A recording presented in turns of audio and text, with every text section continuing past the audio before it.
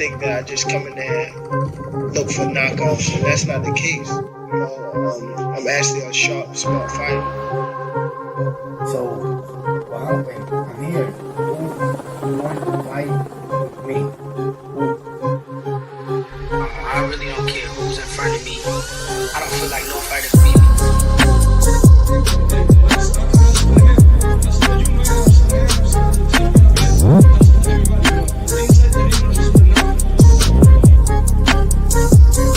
My goal is to demolish everybody, to be honest. Everybody that's in my way.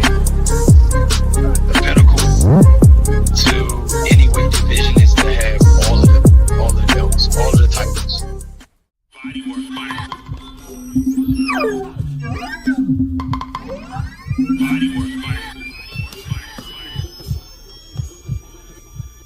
Welcome to Bodywork. Welcome back. It's Michael Rogers. Welcome to Bodywork Boxing. It feels so good to be back. Oh man, it's always an honor and a privilege to be able to get back out here, man, and talk this good old boxing talk. You know, for me, I work, you know what I'm saying? I have my little thing that I'm doing. And it's definitely not that stressful, but still I find that talking this boxing, man, it's some people knock me because right now it's more of a hobby. Even though a lot of people get paid off of my work. I don't get paid as much as other people get paid off of my work when it comes to this boxing, but you know, I don't fret. You know, I just count it all joy because I'm making a good old contribution. You know, so but it is therapeutic to be able to talk this boxing talk and keep me out of trouble and keep me occupied. Sometimes I gotta step away from it and take some time off from it because, you know, it is getting messy and gossipy, and sometimes you gotta take a step back and just take a breather, because there aren't many outlets out here that are focused on things that's going to preserve the sport. It's a lot of outlets out here that are doing things that would tear the sport down or confuse the fans. It's like sometimes I sit back and be like, damn, like I almost find myself asking myself, do I know about boxing? Because every time it looks like, you know, we're getting somewhere and we kind of garner up some momentum in the sport, it's like the powers that be, mainly the YouTube content creators, they get out here and they start getting in the way of fights. They start coming out and you don't really know whose favorite fighter is who, because there's a lot of people that just do content solely on the ops. It's not like it's not like they step out there and just do a little something letting you know what the other side is doing. It's like that's their whole claim to fame. And right now it looks like a lot of people are getting in the way of fights. A lot of people create these straw mans. Like I hear people all the time now talking about, well, man, that's if I'm not buying it. Who asked to pay for that? It's like nobody even said you had to pay for that yet. That information hasn't even come out yet. It's like people just find a way to be outraged. Why? Because they know one, they have a particular fan base, which I'm figuring out a lot of these people have fan bases that are not critical thinkers like me, even though this is a stress relief, right? And you know, it's like water cooler talk. It's like, all right, we hanging out. We if there were a bar, let's just say we be sitting there, or a lounge, we just sitting there lounging around talking sports. That's the kind of atmosphere it should be, right? That don't mean I leave my brain at home on the couch. I'm gonna bring my brain with me. But a lot of these content creators are banking on the fact that they talk to people who, when they get in there, this is like their sigh of relief. It's like their area of respite. And because this is their area of respite, they think a lot of people out here are dumb when they listening to them. That's what I'm starting to realize, man. That's what I'm really starting to realize. And this won't be one of them channels. You know, this channel is always gonna force you to juice that noodle. It's gonna stretch that Abdullah oblongata. You know, it's gonna make sure you have all your faculties. And every now and again, you have to sit back and listen to the playback or run it back just so you can get a jewel that you may have missed. Because this is packed with nutritional value. This is fruits and veggies. You know what I'm saying? This is not that fast food. This is not McDonald's, nor is it 7-Eleven. You know, this is fruits and veggies, not that Reggie, that fact-based content, not opinion-based, even though we have ours. Silence is consent is the motto of the channel, which means that we speak to those things. You know, we speak to things that people might be scared or fretful of say, or people that, you know, want to play politics. You know what I'm saying? They scared to say it. You know what I'm saying? So we're going to say it for you. We're going to do the heavy lifting for you. We're going to do the dirty work. We're going to take out the trash. We're going to clean up all the vomit. You know what I'm saying? We're going to get all that shit that's down in the crevices of the couch. You know, when you got too drunk on your favorite fighter and you vomited some shit down in the couch cushions, we're going to clean all of that up for you. We're going to sanitize everything for you. Don't worry. We coming with our gloves. You know what I'm saying? We coming with our schmucks. You know, we coming with our rain boots. We coming with our goggles. We got them on tight. And we're going to be surgical with this thing. You know, that's what we're going to do each and every time we get out here, man. So with no further ado, man, we're going to get right into it, man. I'm going to basically run down how Shakur'S biggest mistake was leaving Top Rank. What you mean, Mike? If you listen, I'm going to tell you, right? I believe that Shakur made a big mistake leaving Top Rank. I believe that Bob got better. You know, he got older. He got a little bit wiser. I think he learned a little bit from his mistakes with some of the things that he was handling with some of his other fighters. A la Bud. I think he learned a little bit. A la Tio. I think he learned a little bit. And we can tell he did, because the things that he did for Keyshawn and how fast they had got Keyshawn up to the point, and the things that they were centerpiecing around Keyshawn with and Abdullah Mason as a plan B right behind him, the way they was packaged dealing all of that, and the way he was, you know, bringing a lot of the other guys along, you know, like a Rohan. Do I have to point it out that Brian Norman came up, you know, in this regime? Although, you know, Brian Norman was that salmon swimming upstream, but still he came up under that same regime. And I think that he had learned a little bit. And I think that Shakur Stevenson was a little premature. I think he got a little bit too big for his britches, and he hastily made some decisions that got his career in a bad predicament. But I'm not going to steal my own thunder. No, I'm going to do this housekeeping. But I'm going to do this housekeeping first. You know what I'm saying? I'm going to let my mans come on board.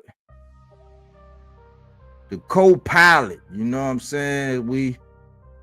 As we fly these friendly skies, I'm going to bring my co-pilot on. You know what I'm saying? Because I see a lot of people like to land their plane. You know what I'm saying? They see them made it popular to be able to say land that plane. Everybody landing their plane now. You know what I'm saying? Cookie bars that say mic check, 1 2 1 2, sounding great as usual. Whoa, crystal clear is what I like to hear. Cookie Monster. I appreciate salute Bodywork. Salute, bro. Salute. So I'm gonna get into the housekeeping real quick, and this is gonna be a good one. Oh yeah, for sure. All right, let me do this here. Get this right here. Let's go right here with this so I can put it out here. One. Keith Thurman's boxing mind is aging like fine wine. You know, I wasn't always the biggest Keith Thurman fan. And it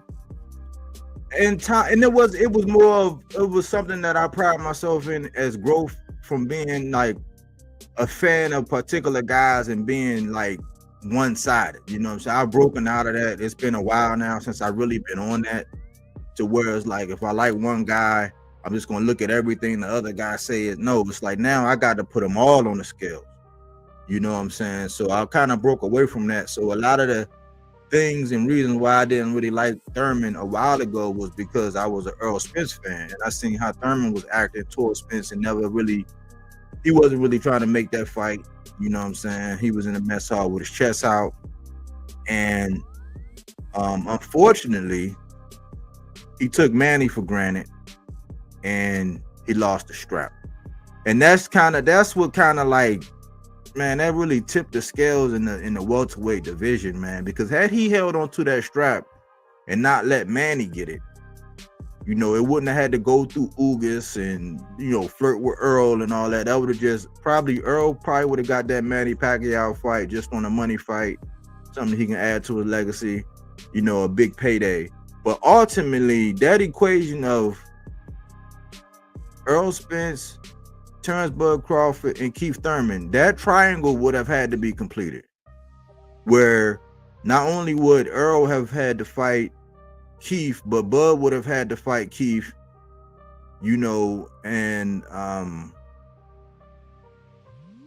we would have got answers. You know, we would have got answers, you know, when everybody was pretty much sharp in the iron. You know what I'm saying? And I think that kind of tipped the scales. And Keith Thurman kind of talked about this in this interview that he did on Brian Custer, right? Salute to Brian Custer, man. I always got to salute Black excellence, man. He's one of the people that I always say, Brian Custer operates in excellence, man. He knows how to ask the tough questions. He knows how to establish a rapport with these guys. Still have to ask the tough questions, but not be malicious in his intent, and still draw out answers that the public needs. And I found that when he was talking to Keith Thurman, he actually pulled out a gem that I think a lot of people could use. You know what I'm saying? I think this goes over a lot of people's head, and this is the way that I think. So I'm not going to ask you to take it from me. I'm going to ask you to take it from Keith, because Keith said something on this Custer interview that I want y'all to hear. So let me crank it up for y'all and get this first piece of housekeeping out the way.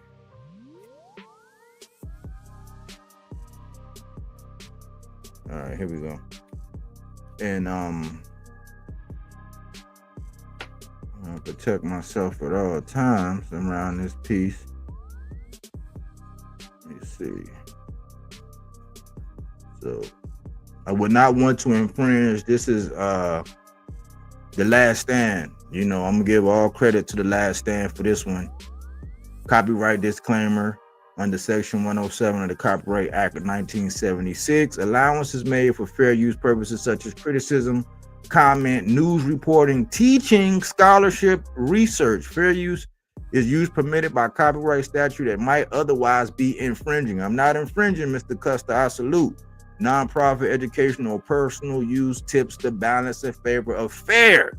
And I always tell y'all that a lot of these times I gotta do this because I come out and I say things and I have these concepts, and people don't really respect what I say until they hear somebody else say it. It's almost like people who go to church. It's like the husband can't get no respect until the pastor said across the pulpit. You know what I'm saying? That's how I be feeling sometimes. But this is Keith Thurman, man. Listen to what he had to say. Listen. One more question, then we get off that subject. What do you think about the backlash that Tank is getting? Because people say, well, you're in the prime of your career. You should be having legacy fights against Devin Haney, the Teofimo Lopez, all of these so-called four kings, and yet you go off and you go fight Jake Paul. I mean, look, you guaranteed $40 million at least. I don't know. So there's some thinking of, well, are you about legacy, or are you just about the bag? That's very hard. It's very hard, you know. We're not in his shoes, you know. This sport, you know, it'll take, you know. it's a tough call, man. You know, I get it. I get the people, and I understand Tank's position. You know, and this is why I tell you, you don't pick fights. You fans do not control boxing. You never have, and you never will. There's just every once in a while you get the fight that you want, and then you're very happy. Every time you don't get the fight that you want, this and that, you know. That's us. That's what I come to realize. We do not get to control the matches. We don't. We can complain about it. We can voice our opinions about it. We don't get to pick. We don't have a say. But you don't control boxing. You know, it's a whole industry. It's a whole entertainment side, and you know, this is an entertainment thing. If he wants to continue to fight afterwards, that's on him, you know. And everybody that you just mentioned, they can fight each other. Whoa, that's what I be trying to say. Everybody you just mentioned. So he said Devin Haney and Teofimo. Then he said the Four Kings. Well, Tank already fought one of the quote unquote Four Kings and Ryan, and Devin had fought Ryan, but Ryan didn't fight Teo, and Teo didn't fight Devin, and Teo didn't fight Ryan, and neither one of them fought Tank. But what Keith Thurman pointed out was, instead of always pointing at the shooter and putting all the pressure on the shooter, it's almost like, well, the shooter won't shoot me. Okay, well, you go shoot somebody else. You become the shooter on somebody else. Go get busy with somebody else. Why is the onus always on one guy? That's what I be stressing all the time. I'm like, I understand everybody's frustration. I get frustrated too, because I've come to realize what Keith Thurman said was true. We don't dictate who these guys fight. So instead of getting online crying all the time about one of them, get on them all. Eureka. Where's Haney and Teofimo Lopez? Where's that fight? You know? There's plenty of fights to be had. You know? So, I don't know, man. I think there's a lot of great matchups that can always be made. And a lot of times they're not made for political reasons. There's a broad word. But, you know, let's just take it day by day, play by play, people. He said things get political, man. I know some of y'all love that word politics, because some of y'all use that shit like each and every day. In every single way that you can, man. Always playing blue against red and red against blue and hot against cold and being lukewarm and never picking a side and playing on the fact that you could just teeter-totter the fans like seesaws, you know what I'm saying? But I thought that was a gem that Keith Thurman thought, and I'm like, that's real practical coming from a guy who actually laced them up. Because I done been in Iraq, I done went to boot camp, I done a lot of things. I got deployed, but I ain't never got inside the ring with a pair of gloves. I had plenty of fights, you know what I'm saying? So, I mean, coming from Keith Thurman, I thought that was pretty powerful, you know what I'm saying? I think that Keith Thurman is gonna have a long career, even when he hangs up the gloves. But I played that because that's just a snippet of Keith Thurman on that Brian Custer. I like Brian Custer and what he do. He's one of the more classy guys, just like the guy from Fight Hub, Marcos Villegas. Those are two of the most classy guys. Myself personally, I like the stuff that Ellie do, but I see a lot of people hate Ellie, and I think he get a lot of it because at the time he interviewed Tank, and he was the one that was kind of, you know, he was taking a lot of backlash because he was the one that was getting a lot of the close-up interviews with Tank. I still like Ellie, but when I'm thinking about class and interviews and how to talk to these guys and how they conduct themselves and how they position the questions and what they ask for, and, you know, the maliciousness and whether or not they're still asking the tough questions and getting the answers, but not really like shitting on the boxers. Brian Custer and Marcos Villegas are two of the top-notch guys.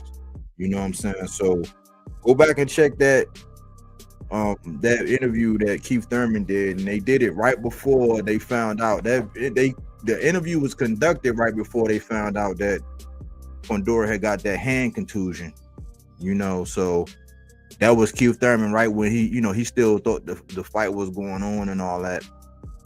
And that was like a couple days or a day or two before they found out Fundora had pulled out. And they just aired it like yesterday, I think. Yesterday or the day before. So that's one of the things that I wanted to touch on. That's part of the housekeeping. The other part is part 2.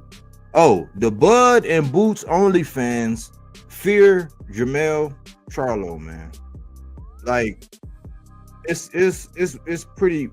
Salute Irony Boxing. Salute. But it's pretty wild, man.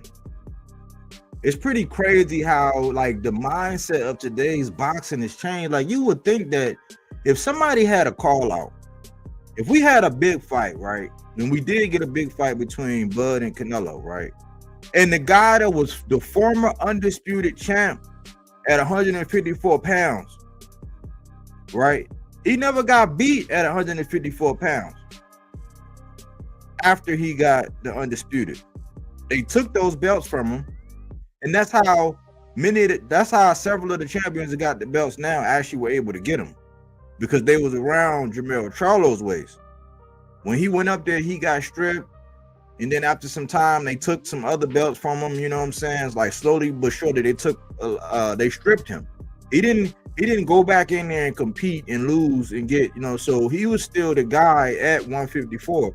So you would think that after a fight between Terrence Bud Crawford and Canelo Alvarez happened, that if the reigning undisputed champ at the last division that Terrence Crawford was at, before jumping up to 68, at the last division at 54, you would think if that champ came out and said, hey, listen, I would love to fight, you know what I'm saying, much respect, he now talks to him with the respect that he deserves because he jumped up. It's like fans won't even allow that to happen. So now when he's showing respect to the man, they shitting on him. And they saying everything but allow but yeah, I want to see that. I want to see that. And what I'm getting at is fans are easily baked. Salute. Fans, particular fans, especially these content. I'm noticing more and more. It's these content creators. Content creators get in the way of so many. I mean, they can't really dictate who fights who, but they damn sure create the narratives that blow up, that swell, that get people running around with diarrhea in the mouth, propagating these things. Let me break it down for you. Jermell Charlo was the guy that was supposed to fight Bud after Earl. He was the guy. It's history where Bud was talking to Jermell in the ring. They've had their exchanges. You know what I'm saying? When Mel was feeling himself, he told Bud a couple things, and you know what I'm saying, like humble yourself and do all that. They have tapes, videos of this. He was the guy. He's the same guy that before Bud went up and fought Canelo. He's the same guy that Mike Tyson said that was the real fight. This coming from Iron Mike, the same guy who named the Mexican monster David Benavidez, the same one who gave him that name, the same one who told Ryan to go fight Tank before Ryan went and fought Tank. That same guy was the same guy that said, no, the real fight we want to see, that we really need to see, is Jermell Charlo versus Terrence Bud Crawford. Iron Mike Tyson said that. But because, and a lot of people be thinking, I'm like, damn, did something happen? Are people Mandela affected me? Because they act like Jermell Charlo went up there and got stopped. They act like Jermell Charlo went up there and got the shit beat out of him. No, he fought in a style that wasn't, you know what I'm saying, wasn't like how he normally fight. His output wasn't there. He made a business decision in the ring that he wasn't going to sell out.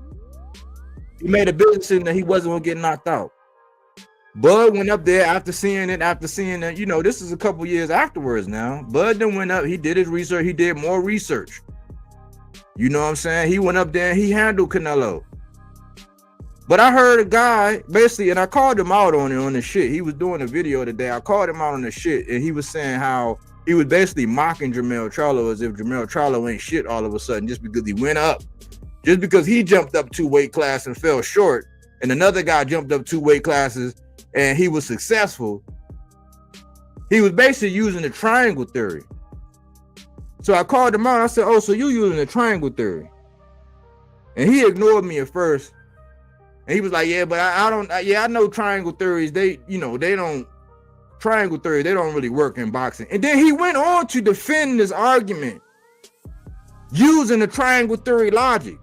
I said, "God damn! Like your fans, like your demographics, the people that you talk to, I see that they're not that smart. I see that they're not that smart at all. The triangle theory does not work in boxing. It doesn't. I mean, we've seen it. Oh, we've seen this over and over again.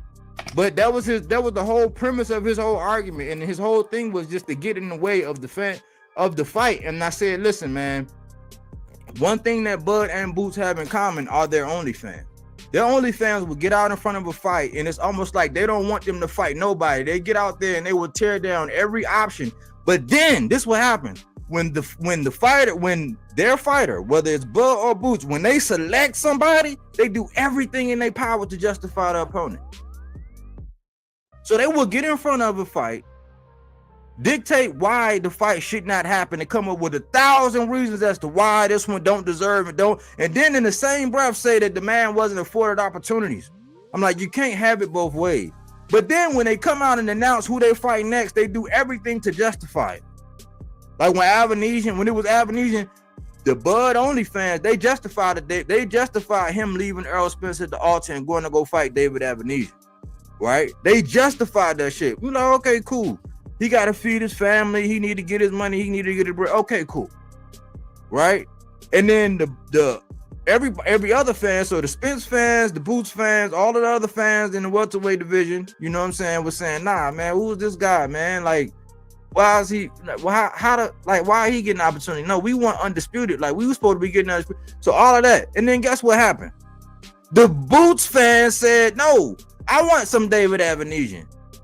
So I'm like, hold on, man. We just crucified Bud for doing it. And now coming off of a knockout stoppage, it was justified that you're gonna do it right afterwards. The very next fight. Right.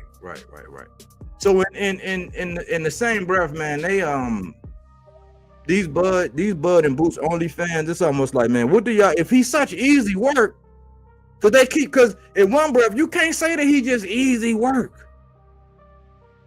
But then you don't want to fight him. It's like, make it make sense. Like, and then in any other breath, because these same fans will be the same ones that'll look at you and say something like, let's just use Tank. They'll say, well, what did Pitbull Cruz do to get a fight? But what did he do? These same fans, those are the same fans that come up with that lie. Well, what did Rolly Romero do to get a fight when they're trying to justify somebody like Shakur? But these same fans will tell you that Jermell Charlo don't deserve a shot at Bud or Boots. I'm like, you can't have it. Boots ain't did shit at 54, and Jermell Charlo was undisputed. Right? Think about it. Boots didn't do shit at 54, but spark out Uisma Lima, who nobody knew. Jermell Charlo was undisputed at 154. So they saying that Boots he don't deserve no chance at Boots, right? Bud moved up and fought a dude who had one of Jermell Charlo's belts when he moved up. But Jermell Charlo don't deserve to get in the ring. So both fan bases can't have, you're going to have to pick a side on that one. Either the Boots fan base got to cave into Jermell, or the Bud fan base got to, Bud, he's already passed. I already said, you're not going to make that leopard change his spots. You're not going to make him fight nobody. Like, he's not going to get up there, especially at this time when he went up and he did the unthinkable by going up and beating Canelo. It is a wrap to try to get that dude to fight anybody that we want. It's a wrap. He going to fight whoever he wants. So in a sense, I understand the Bud only fan base. That's how that fan base been. But the way the Boots fan base is moving, I don't agree with it. I just find it funny. And watch this, y'all. whenever it comes down to matchmaking, right? Whenever it comes down to fights, do y'all ever realize that whenever there's a threat to a fighter, the fans start becoming matchmakers?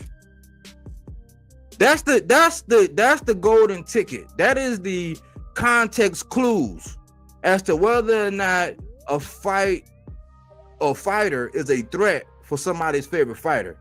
So if I come out and say Lamont Roach should go ahead and fight Mr. Gary Russell, and if he slap him to sleep, then let Gary Antoine avenge him. Oh man, like nah, man. Look, man, Mr. Gary Russell, man. Why you want Rose to fight Mr. Gary Russell? He don't deserve. Like, come on, man. That man don't deserve. Hold on, but Mr. Gary Russell, he did come up to the division and say, "Hey, man, I'm here now." He did reign for 6 years, 352 days. He was down at 126. When a couple fighters that came up through there when he was there and didn't fight him, a la Shakur. Like, he is one of the best to ever lace him up. He did share the ring with Vasyl Lomachenko, didn't get counted for a knockdown, and had that guy counted, the fight might have been a draw, or he might have won after having to lose 5 pounds overnight. That same Mr. Gary Russell, people become matchmakers for Lamont Roach, but then they say it's okay for him to go fight the Mexican Pinata. But that's just a little bit of the housekeeping, man. I just wanted to touch bases on those things, man. And of always, man, like content creators, man, be original, man, and do your own thing. Stop plagiarizing. Be more creative. Stop reacting to so much shit and start developing your own shit. And that's the secret recipe to being successful, man. Because it's not gonna be successful when somebody do a whole documentary about you biting their shit. But what's up, AC, man? What you got something to say about the housekeeping, man, before we get into the meat and potatoes? Yeah, just a couple of things, man. Basically, I'm gonna say it like this: content creators, depending on where you at, and you're looking at everybody as a whole collectively. You know, there are some content creators that actually create content, and then there's other ones, like you always say, this is not fast food, this is that. You know, this stuff's fruits and veggies. You know, some content creators are fast food. They're McDonald's, they're Wendy's, they're BK, they're White Castle, because everything is always moving. They're reacting to everything that happens. So everything that happens is, you know, this and blah, blah, blah, that and a bunch of other shit. You feel what I'm saying? Mm-hmm. Then you have the guys that seem to be more well-rounded. You kind of feel like, oh, this guy's making sense, which most of us who started in these came on these YouTubes and clicked on some of these guys' shows and stuff like that, they were disguised as fast casual. Now, if anyone doesn't know what a fast casual restaurant, it's basically up-leveled fast food. So when I say something like that, I'm talking about your Friendlies type of restaurants and stuff like that. They got the little bullshit maitre d' that comes and sits you down, Olive Garden, Cheesecake Factory. They're the ones that say, you know what, I did get full, you know, when I went over there, but the after effects didn't sit right with me. You know, I spent both me and my lady or my partner, we both, you know, had to spend a couple of minutes in the bathroom. So that's basically what that type of stuff is, you know. And then there are the people that just call it down the middle, the solid guys. You know what I'm saying? That's your favorite barbecue restaurant. That's your favorite upscale restaurant. It is what it is. But you just have to understand what type of meal you're looking for. And some fans, they like fast food. They on the Donald Trump diet where it's all McDonald's. Give me a fish sandwich, a quarter pounder, and blah, blah, blah. Or it's Chick-fil-A. You feel what I'm saying? I want the smash burger. I don't care about the price point. And that's the guys that give you fast food and charge you a good amount of money because they're the ones who's always telling you, hit that like button. Yo, somebody drop $1 in the Cash App to refresh it. You do you understand what I'm saying? Like I'm not saying it to you, Body. I'm saying it to the audience and even the playback audience. Do you really understand what I'm saying? They cater to the appetite that you're looking for. It's just like restaurants. There are thousands of restaurants, hundreds of thousands of restaurants, but there are only a few that actually are 3 Michelin stars and become the best restaurants in the world, because they're feeding you what it is. They're looking for the people who they would consider the elites, and those people are the ones who are looking for the truth. Now, the elites of the boxing fans are those who are actively seeking the truth. Yeah, you Googled it, you could research it, I researched it too, but I see the talking points you took as opposed to the talking points I have. And sometimes it's, for unobjective truths, certain things you just can't do, because then it leaves your argument open for debate. Like certain guys will run straight to articles. Well, regardless of what the fighter said, they're going to go to an article. And you're like, wait a minute, but that fighter spoke about that thing. Why are you not going to go to what that fighter said out of his mouth?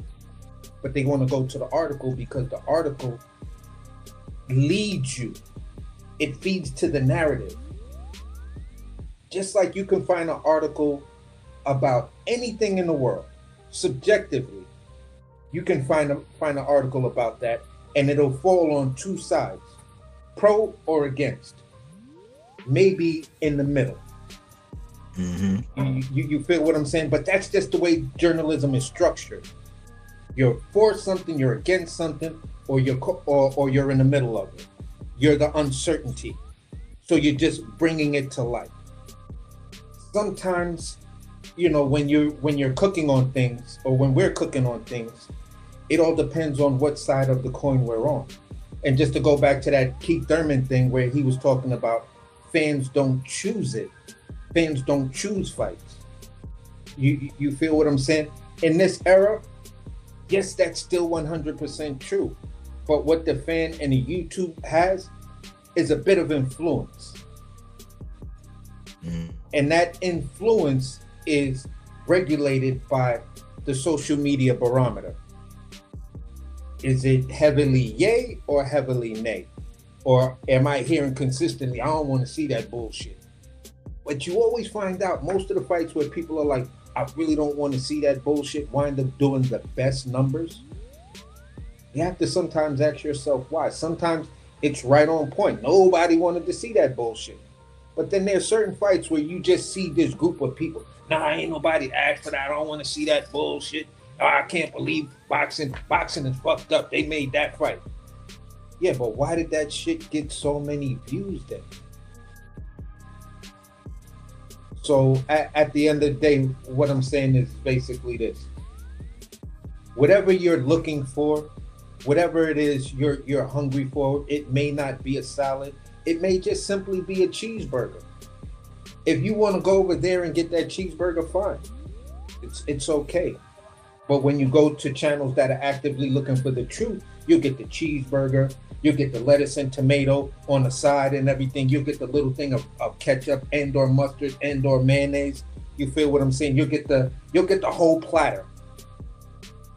You get the whole platter and everything else, and then it may come with a dessert. So yeah, okay, it was fast food, but that was like diner fast food. And I ain't got no problem with that. I love going to a good diner. You know what I'm saying? So that's where fans have to kind of look at things. Also, when it came down to the Bud and Errol Spence and the whole saga, when certain things fell apart between Keith Thurman and when certain things fell apart between Keith Thurman and Errol Spence, and it was looking like Errol Spence was going to be the guy that gets that Manny Pacquiao fight, I'm going to keep it a beam. On the platforms I was frequenting, there was a main talking point and a main understanding. Looking at where Errol Spence was and looking at the trajectory of Errol Spence, and then realizing where Terence Crawford was and taking that snapshot. here's the thing. It was the general consensus that if Errol Spence was to bag that Manny Pacquiao fight, win that Manny Pacquiao fight, Terrence Crawford is just fucked.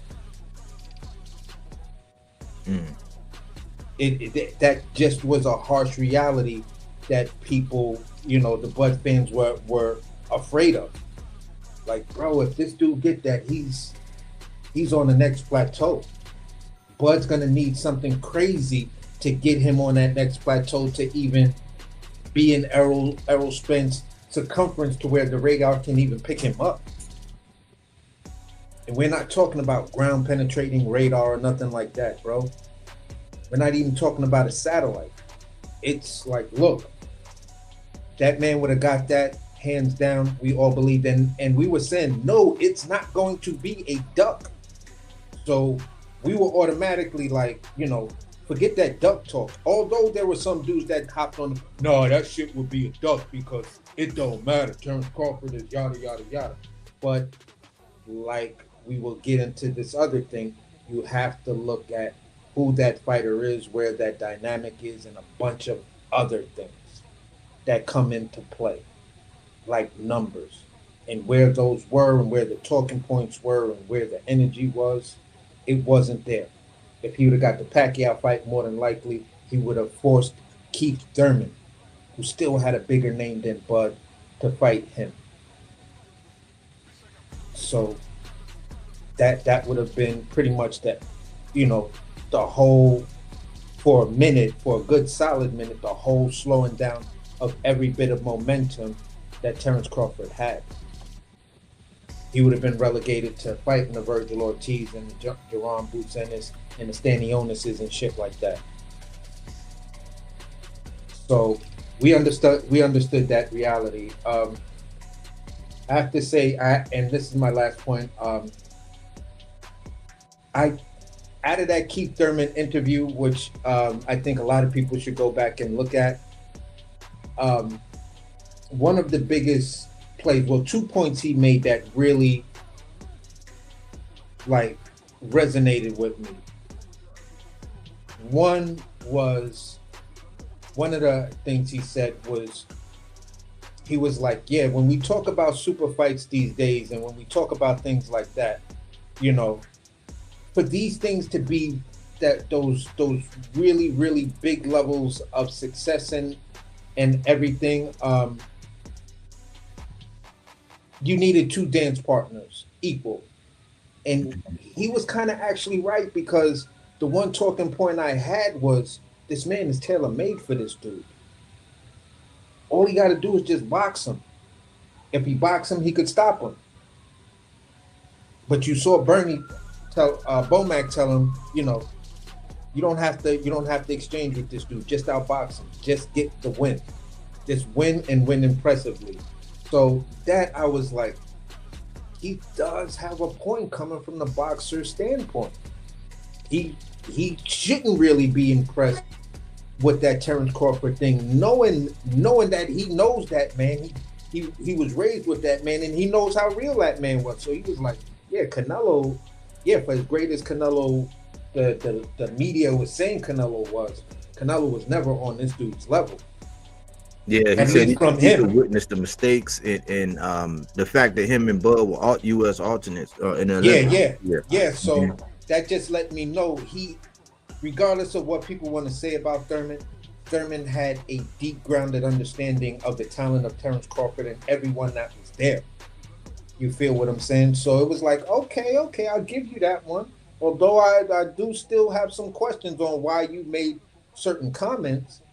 But, you know, the same point where he brought up about all of these guys, you know, worried about Tank, why don't you dudes fight each other? Right. That's the same thing we were saying about dudes at 47. Why don't y'all fight each other? It's the same thing we're saying at 68. If Canelo got shit locked in, why don't you dudes fight each other? Fuck's the problem? Exactly. So that made so much sense. Those 2 points. The last point was, I appreciate Keith Thurman putting his Rolodex card out there for MVP and Jake Paul. Yeah. Yeah, good point. Good point. Excellent business move because of a personality like Keith Thurman. He's very articulate. He knows the shit out of the sport. He can look at things and read things, you know, from a certain perspective that makes a lot of sense and resonates with the fans, whether you love him, hate him, or whatever the fuck the case may be. Because in that interview, he said a lot, and he said a lot to piss off every type of fan. You feel what I'm saying? And also get pissed off at him because it's like, how the fuck can you say that when you said X, Y, and Z? So he knows how to be like, oh, I got to comment on what he just said, and that now generates more interviews for him. So he dropped those tidbits, and then to bring up the whole Jake Paul thing, gave Jake Paul all of his props and everything. Talked about, he was like, yeah, it is what it is, but you know, just aside from that, when he lands his plane and he's good to go with everything that he wants to do, and you're really ready to really build up this MVP thing, give me a call. Give me a call. I'll be there to show you the ins and outs, and I'll do sports commentating and yada yada yada, and that's exactly what Jake Paul needs. He called that man the White Don King. That shit was so fucking funny. But it's he got a point. Yeah, he got a point though. I was like, that nigga nailed it. I sat up and looked at it, started clapping my hands and laughing, and was like, well, that nigga absolutely right. They from Ohio. They from Ohio too. Yeah, I was like, God damn, Keith, you nailed that shit. So yeah, I mean, hella interview, and that's where I land my plane so we can get into this meat and potatoes. Yeah, good points, man. I didn't even know you had watched it, but I'm glad you watched it because I was so impressed, and I was like, I get tired of talking to other people or putting it out there. They're like, oh, here you go with the Keith. It's like I never really was like, Keith was never my guy, but as time go on, I like him more. Like, yeah. I wanted to see him more active. I never shitted on his skills or nothing like that. I just wanted to see him active, and I didn't like how he handled Earl, like how that whole situation went down when he was acting like a prima donna. Yeah, I didn't like that too. A lot of guys now I'm starting to see that that's just that persona. Once you get a belt or you get, you be out in front of the pack, it's like people are prone to get like that. And I think in time he's kind of learning. He's kind of looking at a lot of things in hindsight, like, man, I wish, you can see, and he's transparent about it. That's what I like about it. Like, I like a real person. I think he kind of seen where he messed up, and so now he's just being all the way 100. Now he's kind of like humble, he's mature, but he still got that gift to gab. You know what I'm saying? Yeah. He's a personality. He still must see TV either way, whether he's commentating or just talking or giving his analysis or whatever. He got the it factor, man.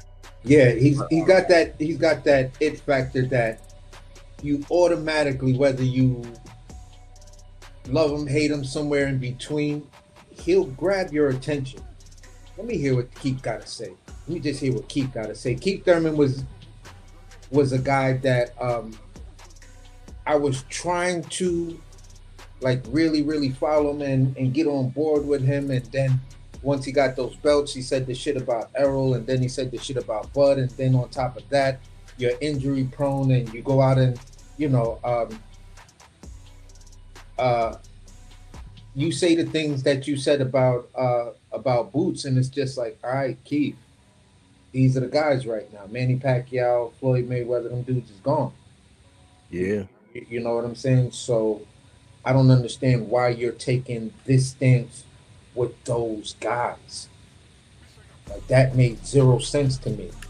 You know what I'm saying? And that's where I was just like, all right, Keith prima donna one time, is just on his own time right now. What time is it? It's he's on his own time. That's the fuck time it is.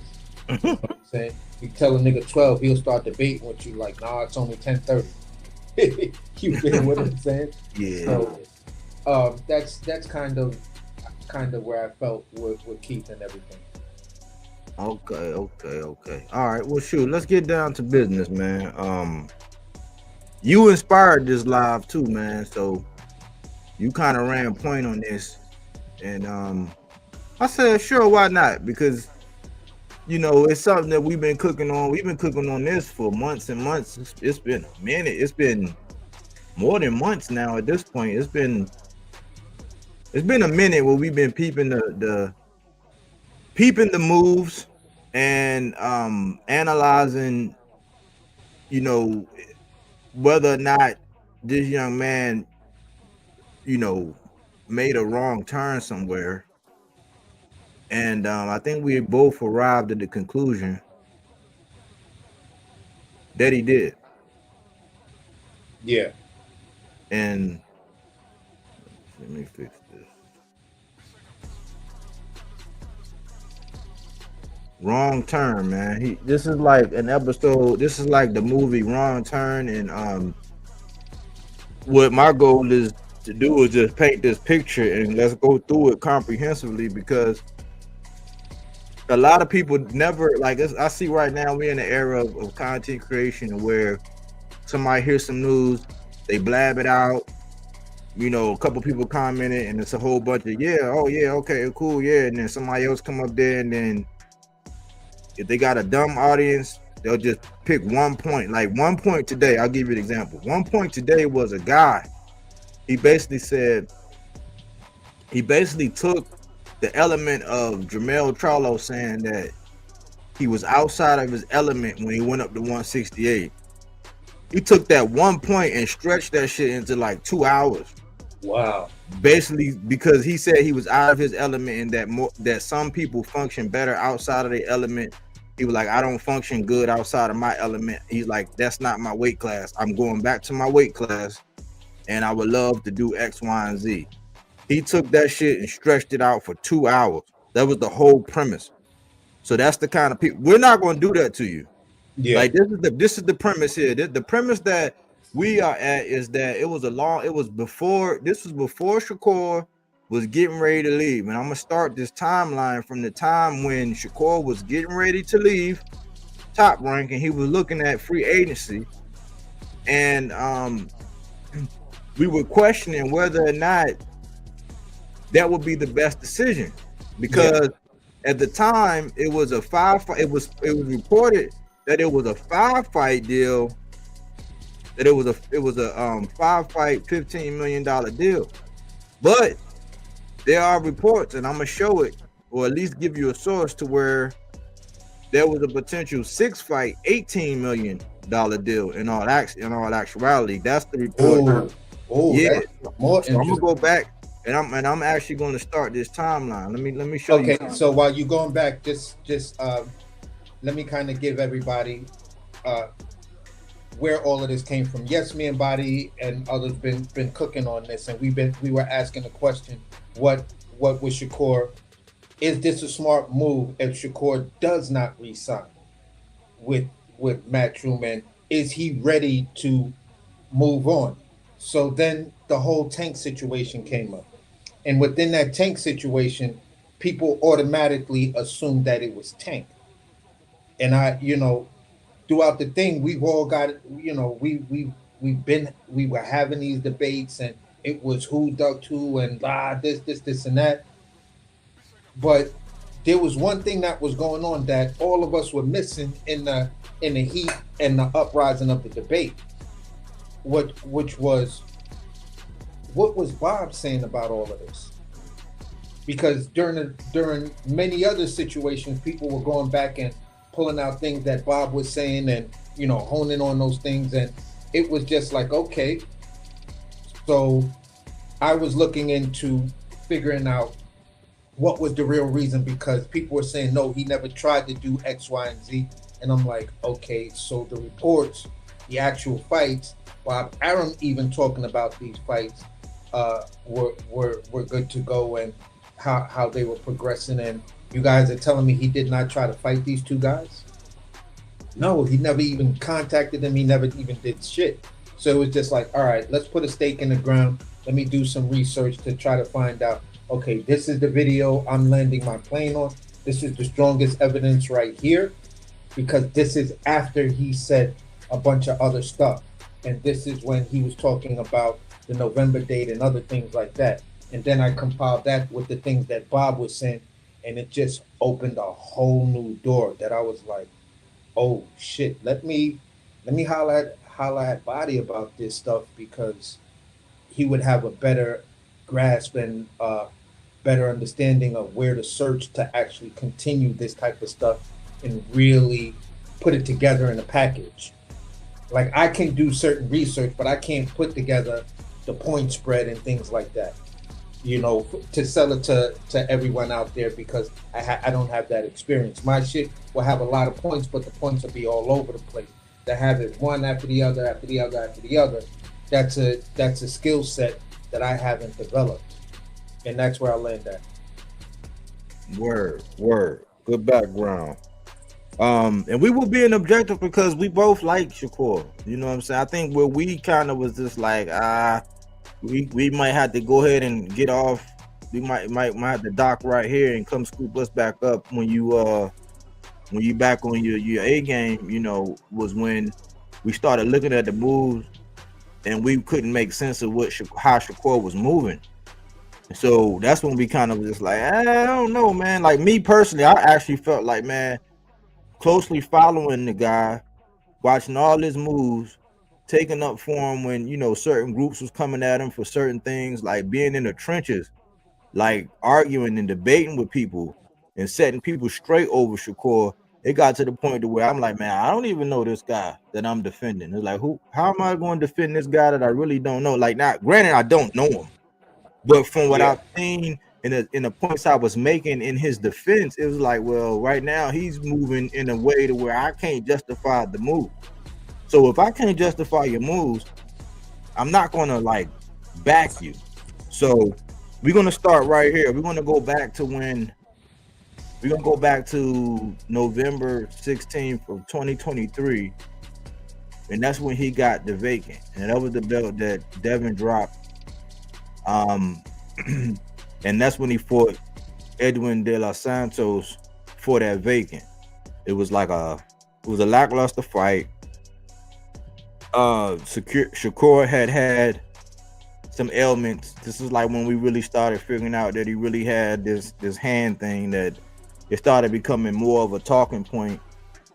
And going into that fight, he was saying that I think his tummy hurt, his hands was hurting, and he felt sick, but he was like, I'm just gonna go into that fight. And so we're gonna listen to no other than his promoter at the time, so we can actually paint this picture and go over this timeline, you know, and really do it some justice. So check this out. Let me see. Let me see here.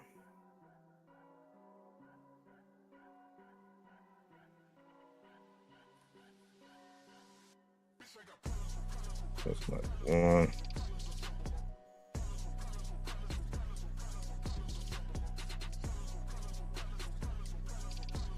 All right, let me see. Here we go.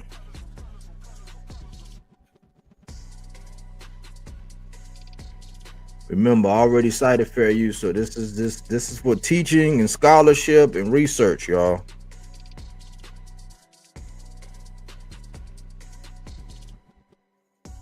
This is just for teaching and scholarship and research.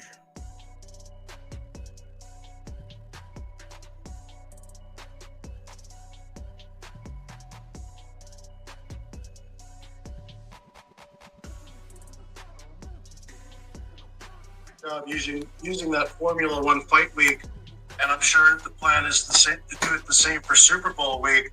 Unfortunately for the Formula One fight week, Shakur Stevenson didn't live up to his end of the bargain with a spirited, punishing performance. Does that perhaps present some sort of a promotional problem for you when his fights don't live up to his star quality? That always happens, you know. I have such a history of boxing, promoting superstars, and sometimes for one reason or another, they don't live up to their billing. Now, in Shakur's case, he had ailments because he trained overtrained. He loves to be in the gym. So let me clarify something. Buddy came in hot. Now this is a fight hype video, and this was from December the 19th, 2023, day before my birthday. In 2023 is when this came out. Now this was that's when they had the FS1 thing. They had a whole ordeal with FS1, and everything was set up for Shakur, and it was all eyes on him because it was like a Thursday night, I think. So, but he came in hot and was saying, do it make your job hard when, you know, your fighter come out and have a lackluster performance? And here's Bob coming out saying, yeah, you know, I've had this experience before. But then he starts defending Shakur Stevenson. He starts saying that he had hand ailments and he didn't know whether or not he was even going to follow through with the fight. Hurt his hand, he hurt his shoulder, and our office was constantly taking him to different doctors to patch him up. So I don't think DeSantis is a pretty good fighter, but I don't think we saw the best of. I know didn't see the best of Shakur, and indeed the kid called me up the morning after the fight to apologize for his performance. But So when Shakur Stevenson came out and said when he looks back at the performance, he believes as if that was like one of his best performances ever, and it grows on him every time. He called up Bob and he apologized for his performance. I quite understand what was happening because for the weeks leading up to the fight, we didn't know if he could even make the fight. And, you know, the future is very bright for him. 135-pound WBC champion right now. I know you could stage that fight with Vasily Lomachenko perhaps overnight and further build up Shakur's star, or have Vasily go into one last run into his Hall of Fame career. But I think the fight a lot of fans want to see is Shakur versus Tank Davis, or Teofimo versus Tank Davis, or even Lomachenko versus Tank Davis. What can Top Rank promise in 2024 as to being in business with the likes of a Tank Davis and matching up one of your fighters with him? All right, so let's think about this now. You see the common denominator, right? It was Shakur versus Tank Davis, or Teo versus Tank Davis, or Lomachenko versus Tank Davis. What did Keith Thurman say? Why these guys not fighting each other? But this is what people are asked for, and all three of those guys are on Top Rank.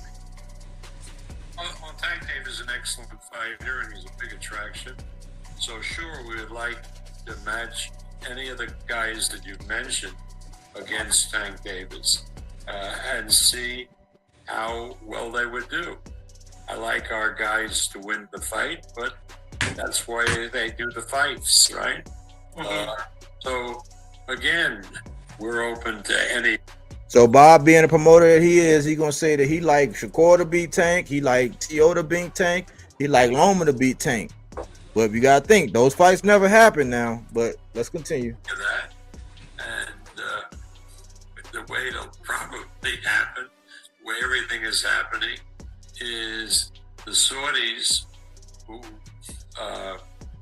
the guy in charge, His Excellency Turki Al-Sheikh, is a big boxing fan and reads all of the stuff that comes out around the world about boxing, including your column. And so when he reads this, he may decide that he wants to do that fight in Saudi after Ramadan and do it this summer, one of those fights, and cut the checks to the fighters, and that ends any kind of discussion of who gets what percentage. So Bob was basically saying, "Old sugar daddy." He was calling on old sugar daddy Sheik. You know what I'm saying? To actually sprinkle something on it, man. But if, let's say, the Saudis are not interested, and it's you and Mayweather Promotions who has to put this fight together, Team Tank is very adamant that they're the A side, they're the ones who dictate the terms. How do you feel about moving forward along those lines? Well, the stuff about A side and dictating terms, that's total and complete nonsense. I mean, the terms are, once you settle on the money, because if the fight is not with the Saudis and there's percentages, you work out the percentages, then everything else is easy. Everything else is nonsense. You know, who gets introduced first, who comes in first. I mean, that should be a 5-minute discussion. But again, if we start talking about A side and B side, see the guy who was asking the question, that was like a loaded question. It was like I don't know why he positioned that way, but that's what that was. then nothing can happen, and they just trade insults with each other, and it's just childish. I mean, that's why a lot of fights haven't happened in boxing, because people involved in the sport, sometimes even us, have been very, very childish about this, arguing about stuff that really doesn't matter. I mean, does anybody care who the hell gets introduced first or second? And what difference does it make? But out of the 3 names I mentioned, Teofimo, Shakur, and even Lomachenko, if there is one fighter that you could pit against Davis in that super fight, who would that be? All 3, I think, would beat Davis. I really believe that. But that's why they do the fights, you know? You get in the ring and you determine who's better. I think Shakur beats him. I think Teofimo beats him. And I think Lomachenko beats him. Do you think Gervonta Davis is the real deal? I know a lot of people question the level of opponents, or at what weight he's been fighting them at, or at what terms, but just based off of the performances you've seen, do you think he's the real deal? I think he is the real deal. I mean, that's why we're talking about him. He's a hell of a performer, a terrific athlete, terrific boxer, but so are the other 3 guys you mentioned.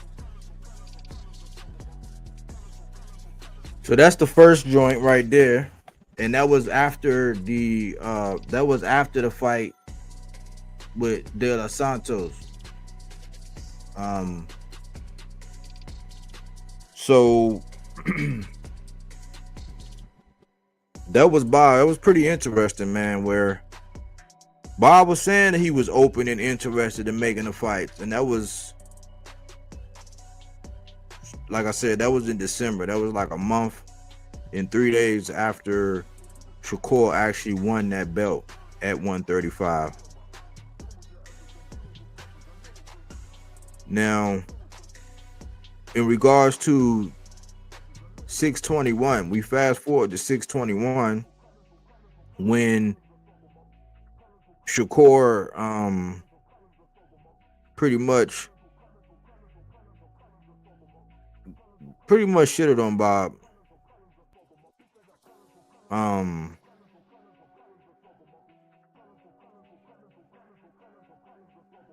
This is the one where I say I got that information.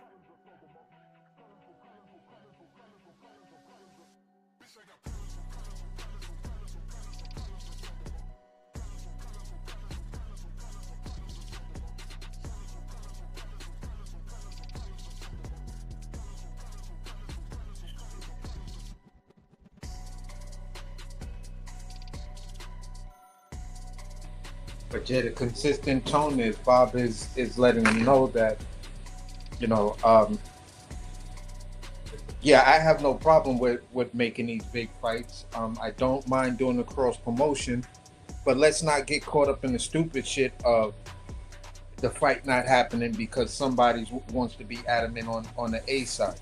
You know what I'm saying? And I'm quite sure if Bob was in the room with Shakur, he'd be like, no, Shakur, honestly, just take the B side, make the fight, get your money. I think you beat him, so, do what you got to do to get in the ring with him and beat him.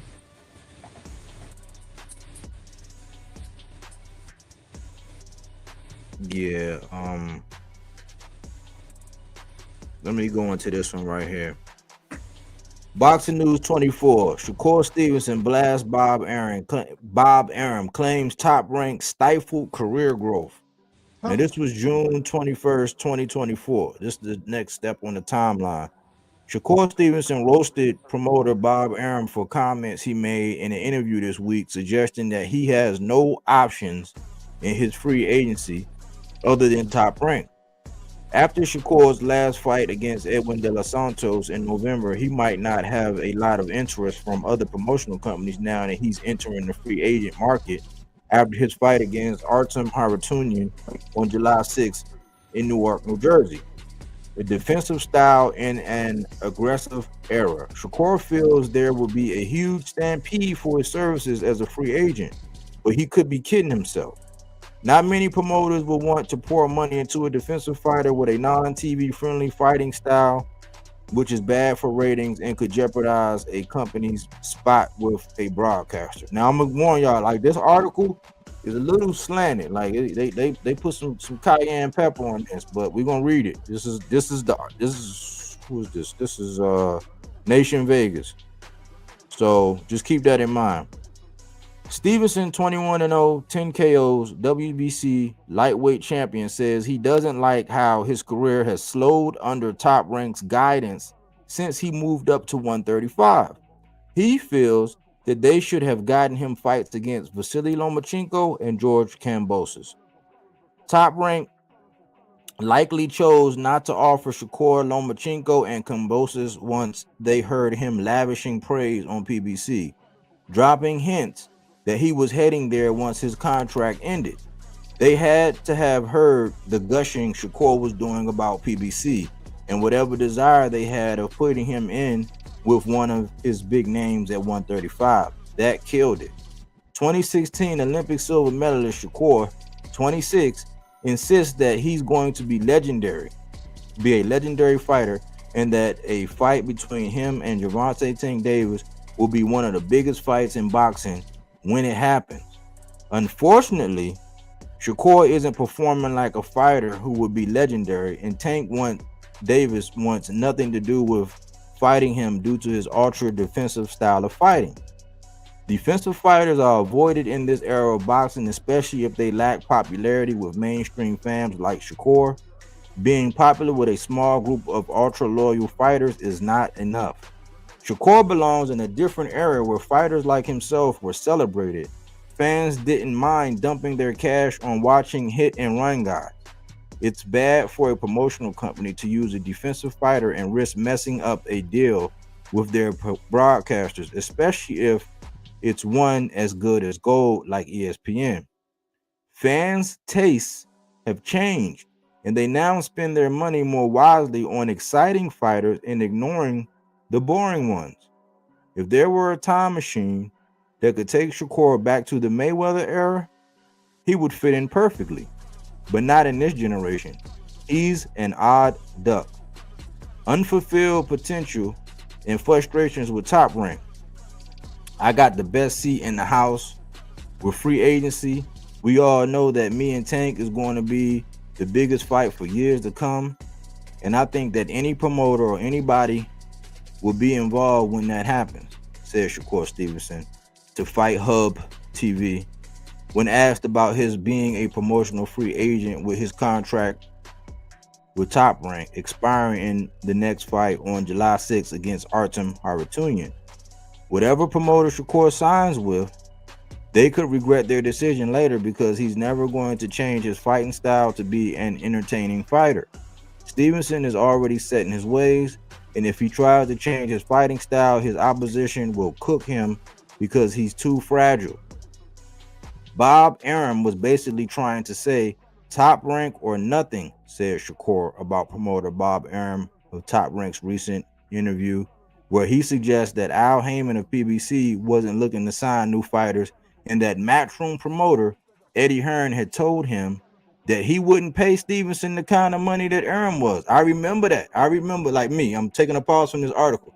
I remember when Eddie was out here talking about, we not gonna if he thinking we gonna match, we not gonna pay. Like, that's what Eddie was saying.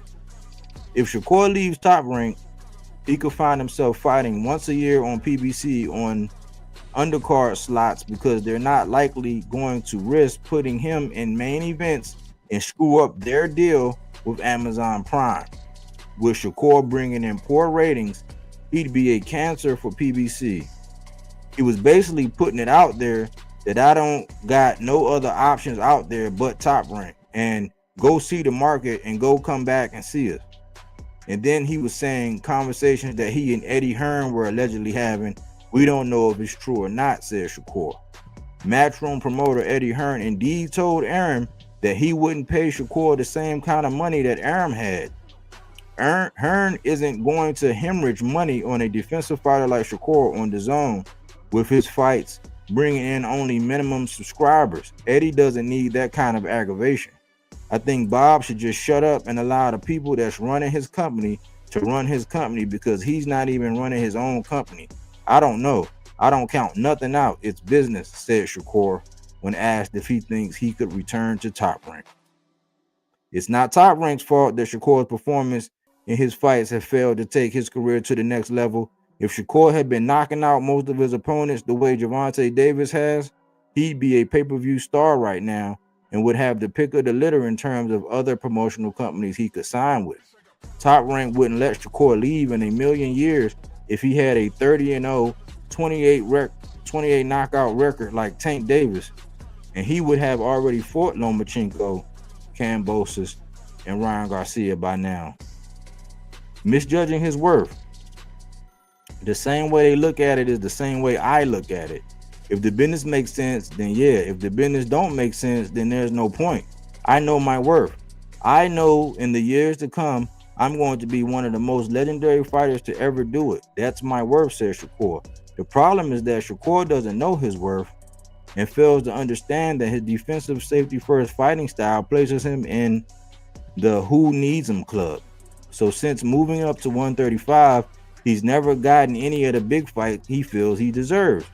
After I started getting bigger, as far as my notoriety with my name, I think we were doing good, said Shakur when asked if he's pleased with how Top Rank had handled his career. But once I got to 135, everything started slowing down, said Shakur. Stevenson failed to point out that when he moved up to 135, he started praising PBC, making it seem that was a company he wanted to go to next. Shakur only fought twice at 135, and one of those fights was a dreadful, boring performance. Whatever notoriety Shakur got at lightweight, it was brief, and he was mostly criticized. I felt as though they could have gave me George Kambosos' fight like they gave Lomachenko. And let's pause right there. He wanted that George Kambosos fight coming off of being stopped. He wanted that George Kambosos fight coming off of being stopped by Lomachenko and getting beat up twice by Devin. That's food for thought, y'all. I mean, I just had to add that. But they didn't do that. I felt we could have put a little more pressure on Lomachenko to make the fight happen. But Top Rank, didn't do that. When I got to 135, I got bigger as far as my notoriety, and then things changed, said Shakur.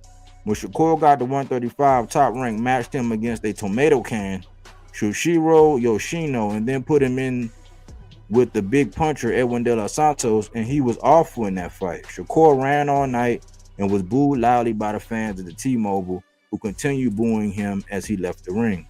The injury excuses that Shakur made later didn't hold water with the fans, as it wasn't the first time that he put on a boring performance. Now that's Nations Vegas, man, and that's pretty much the article when Shakur had put Bob on blast, and that's pretty much like that's like 8 months before after he fought De Los Santos. And so then go ahead. Yeah, I was just gonna say, just to give a recap on that, it's, you know, it's interesting that these things, this timeline is playing out the way it is because it's painting a clear picture. Now, what I wanted to say was, I made a statement earlier, and what Body just did showed everybody journalistic integrity.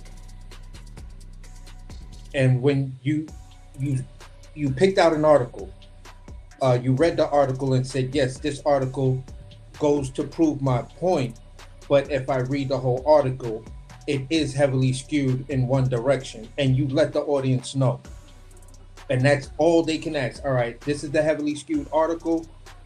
You make your decisions on what you're reading after I read it. But this is the point that's most important for me out of this article. It's when he says X, Y, and Z, and that's exact journalistic integrity, to where it's like, you can say, yeah, yes, it did come from an article. It came from a heavily skewed article, but I'm not going to throw the basically throw the baby out with the bathwater in this type of situation. But that's all I wanted to say. Yeah, it was a little heavy. It was a little heavy-handed, but see, the only thing that I gotta point out is the thing that the caveats that I did point out, and the fact that the things that he quoted as Shakur saying, those are things that Shakur actually said. So that was really the main point of it. So yeah, because there is the video proof of him saying these things. Yeah. So exactly.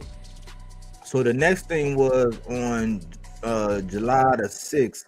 That's when he made the title defense, and that was against Arum Haratunian. And this is the one where this is the time when we actually saw the fight. And Wally was saying, "Hey man, stop this guy!" And like after every round, Shakur was coming back to the corner saying, "I'm about to stop this guy." And Wally was saying, "Come on, man, stop this guy." And then Wally even said, "Stop playing with this guy." You see what they just did to Oshaki, because that's the night when Oshaki Foster fought Robson Kasesiao and he boxed his head off, but he didn't get the nod. And Oshaki had the watery eyes, and he was looking like he was about to cry, because they basically robbed that man. He was like the Teflon Don that night. And Wally Moses kept pointing out to Shakur, "Hey man, stop this dude, stop playing with the dude." And he kept saying, I'm gonna stop him. Then afterwards, after the fight, he said, "Oh man, did y'all see when I started stepping to him? Did y'all see him? He started running." And we had a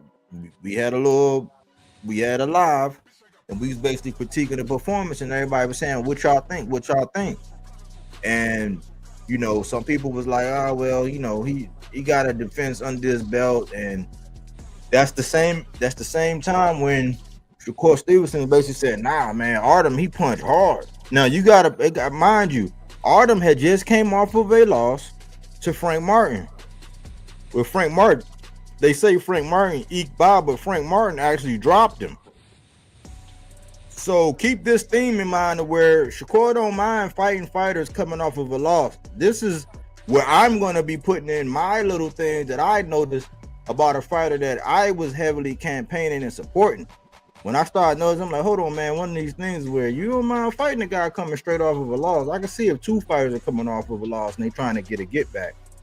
But mind you, the article just pointed out that he was upset that he didn't get Kambosos after Kambosos had just got stopped by Lomachenko. And mind you, before the Lomachenko fight, he fought what's his name? He fought what's that little dude? Who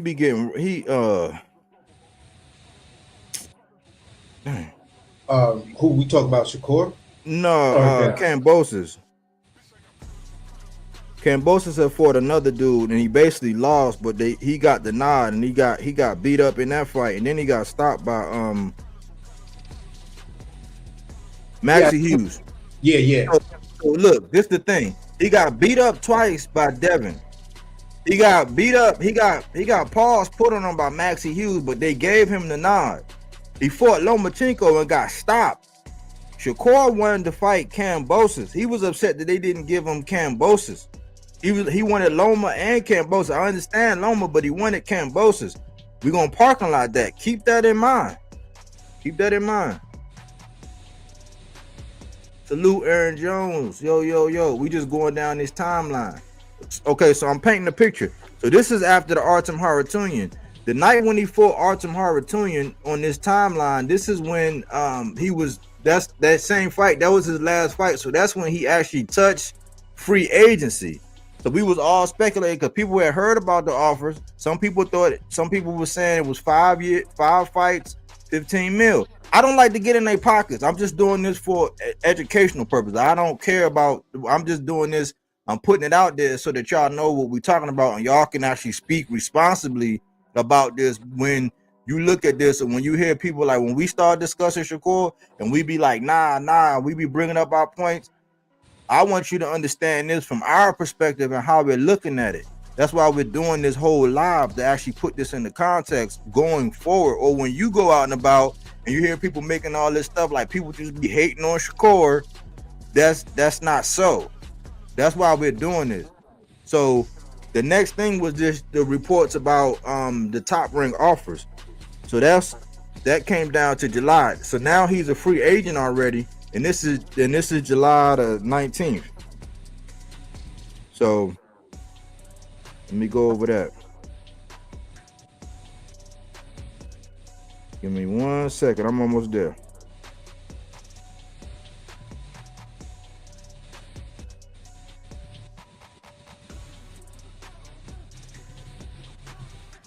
Now the crazy thing was during that title joint with Arum, people were trying to say, you know, certain fans that we know were trying to come out their face and say, you know what, that was a real good move because Top Rank was only looking at this and that, and he's supposed to get the bag, like he's supposed to get 5-6 mil to fight Arum. That's the same money they were trying to pay him to fight Tank.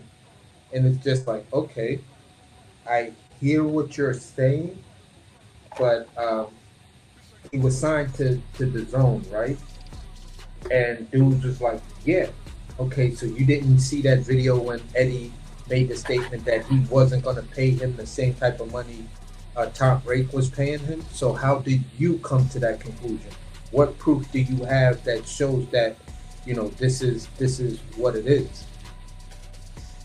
Yeah, this is probably one of them things to where I'm gonna go over this offer, but I'm gonna tell you what I think. I think that Eddie put his arm around Shakur and was like, listen, mate, I got the Sheik, mate. He's gonna open up the bag. Listen, he was basically telling like Sheik listen, we in there, man. We in there with the sugar daddy of all sugar daddies. You know what I'm saying? You're gonna be sugar baby number one, man. The way you box Shakur, everybody should know your name. You're a star, mate. So that's what I'm thinking. He put his arm around and told him, but let me run through this. So we're right here in the blue line, 7/19/24. The reports about Top Rank offers. Now listen to this.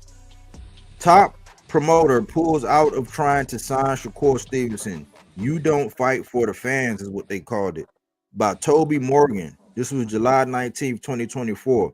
Shakur Stevenson is now a free agent, having fought his last fight on his Top Rank contract. The 27-year-old is undoubtedly one of the top talents in all of boxing, but the less than fan-friendly defensive style on display in his last two fights has drawn criticism from the public and raised questions as to whether he can ever be a major pay-per-view draw. Bob Arum, head of Top Rank Promotions, revealed they offered Stevenson an $18 million contract to sign, but the offer was rejected. Let me read that again. Bob Arum, head of Top Rank Promotions, revealed they offered Stevenson an $18 million contract to re-sign, but the offer was rejected. None of these people are going to perform miracles. He is what he is. He's got to maximize his abilities, which are great, and make them as lucrative as possible in terms of money. We offered him because we feel he's a top talent, an enormous amount of money. It was going to be 6 fights at $18 million minimum, and he turned that down. So it was $18 million minimum. That's not even the cap. That's minimum. Yep. And he turned that down. which is okay. He's allowed to. There was no negotiation. He just left in a huff. But I'm not angry at him because he stayed until the end of his contract, and free agency is free agency. When the contract is up, he's entitled to go and look for a better deal, and that's how the system works. Stevenson's team had meetings with both Golden Boy Promotions and Matchroom Boxing. But now Oscar De La Hoya has announced why his company will not be working with the 3-weight world champion. Shakur Stevenson, you're a free agent. You're a great fighter and a great talent, but not for me. I believe that when somebody says you're not fighting for the public, I cannot promote. Shakur was quick to respond, suggesting De La Hoya only made the statement because he knew he wasn't going to sign with them. Unless Stevenson picks and chooses promoters fight by fight, Eddie Hearn and Matchroom are now the front runners for his signature. So the reason why I had the question marks after that is because I said that it was probably the fastest free agency in the world, because on 8/20, we don't know. So from 7/19/2024, when these reports came out, really from the time when he entered free agency on the night of July the 6th, 2024, up until 8/22/24, we really don't know what happened. We do know that it was reports come out on the 7/19 about the offer. That's when they finally said, okay, it was actually 18 mil, 6 fights. So that's 3 mil a fight minimum,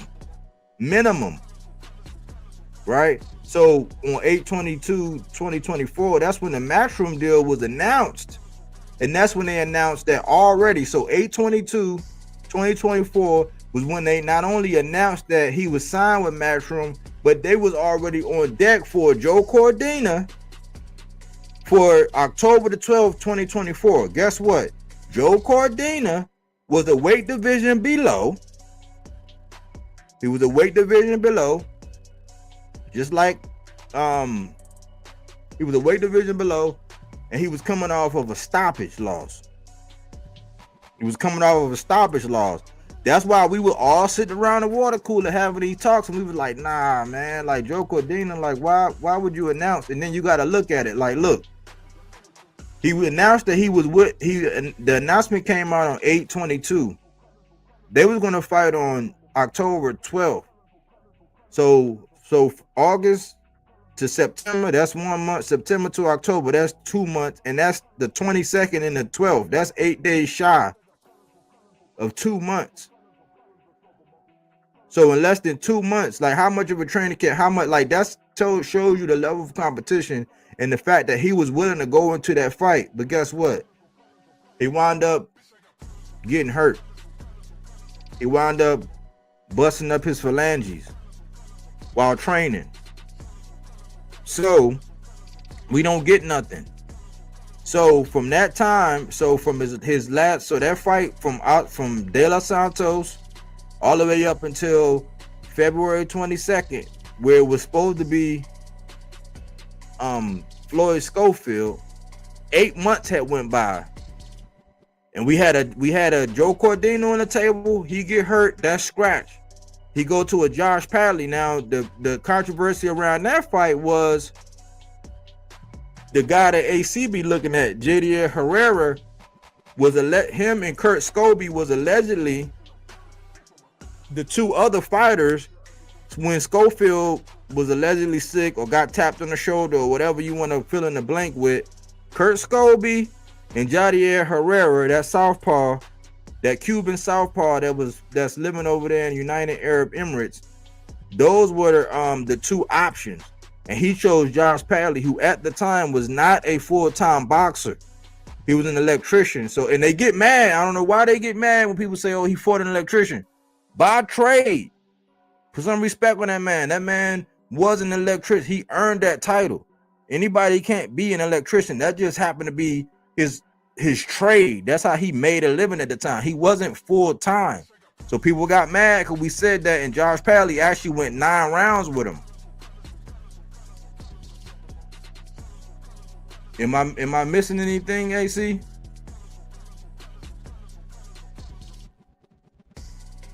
Can you hear me? Yeah, I can hear you, but it's just all these goddamn fire trucks Oh, and shit. You know what I'm saying? I'm trying to let them go by, but yeah, you're right on point so far. all right. So from Josh Padley, let me see what Aaron Jones. He listens to Bud and Andre Ward, laughing my ass off. But Bud and Andre Ward telling him everything, but try to get the Tank fight. Laugh my ass off. I wonder why. Exactly. So he busy listening to them guys, and you can tell because of the way, especially listening to Andre Ward, the way Andre Ward felt like it wasn't his job to get the promoters paid. I'm like, man, I don't know what with your fighting style. I don't know what kind of because you can. Andre Ward his style wasn't quite. He was a defensive fighter, but his style he'll still mix it up. He'll rumble. He'll get on the inside and fight. So he had a style that was still fan friendly. Like you can't do that. Like you can't give that kind of advice to a guy that doesn't have a fan-friendly style. Like when you're starting to be more like less is more. Like when you have this kind of mindset, this the mindset I'll be trying to say that he got. A win is a win. You know what I'm saying? Now Tank can't do that. Tank pretty much got to get the knockout, or they want to say he lost. Like you know what I'm saying? Even it's a lot of the standard like that is it's always like you got to get the knockout. Like. Right now, I think with all of the weight that Boots got on his shoulders, he's not going to be able to eke by with just outboxing everybody. They're going to want him to get the stoppages or the knockouts, but the standards are different for different fighters. Let me digress. So, between Josh Padley and the next time we see him in the ring, which is William Zepeda, right? So, think about this. He left Top Rank. He was getting ready to get a Joe Cordina, which was cool because that's a matchroom fighter. Right? We didn't get it. We wound up getting a Josh Padley, which is okay because that's a matchroom fighter. The next fight we get is on July 12th when he makes another title defense against William Zepeda. Now, that William Zepeda, that's actually a Golden Boy fighter. So, like I was trying to say, and we're going to go through the options that he had with Top Rank here in a second, but I want to paint this picture so you know exactly where me personally, where I'm coming from when it comes to Shakur, where I'm coming from. Because the biggest fight that you had out of this whole ordeal, because it was lackluster against De Los Santos, that was probably the most threatening opponent to me. That's why everybody wanted to see it again. You said no. You didn't want no rematch with that. Even when there was speculation that that's what PBC was going to want you to do. Rematch De Los Santos and do something else. Even though we don't know exactly what it was, we just know that it was a one-off for Tank. And you wanted a multi-fight. So I'm imagining, I had to imagine that if it was a multi-fight deal that you wanted, they probably would have said, okay, well, fight De Los Santos. Because when Tank was going at you in the press conference, he was like, man, tell him to fight De Los Santos. Tell him to run that back or whatever. Like basically like run that back and we'll see what's going on. Because like that article said, they were looking for the fan-friendly fight. So I'm not justifying what Tank said. I'm just going by things that happen in history, like events that actually happened that I have a note of. So I'm making a note to the audience of these things actually happening. So when you got William Zepeda, think about it. You got William Zepeda, who was a Golden Boy fighter, but yet you stopped and you talked with Oscar De La Hoya. You didn't sign with him, but you went ahead and went with Matchroom, got a Josh Padley, and then got a William Zepeda who belonged to Golden Boy. So, in between Josh Padley and William Zepeda, that's another 7 months. No, that was 5 months. I'm sorry. That was 5 months. So between Arum and Josh Padley, that was 7 months. Between Arum and De Los Santos, that was 8 months. So De Los Santos to Arum, that's 8 months. Arum to Josh Padley, that's 7 months. Josh Padley to William Zepeda, that's 5 months. We saw that performance, and I was a little like, meh. I was like, if I had to borrow from Tank, mediocre. You know what I'm saying? It's a little mediocre. You know, I mean, you got the job done. We thought you was gonna beat shit down Williams and pay the leg, especially since he just went through 2 wars with what's my man name? Tevin Farmer, and arguably lost one where he got dropped in the first fight, and they edged Williams and Payda that fight, even though a lot of people had Tevin Farmer winning the first one. Then he wound up, he almost stopped Tevin Farmer early, and then Tevin Farmer had a late surge, and he went through 2 wars, and then you got him. And from Williams and Payda until the time that they're estimating that you're going to be fighting Teofimo, which is in January, if that's going to happen, which I'm thinking if that's going to happen, the announcement need to be made soon so everything can be in order. So a lot of people are coming out and saying they don't think it's happening. I've been said that I didn't think it was going to happen, but guess what? That's a top-ranked fighter.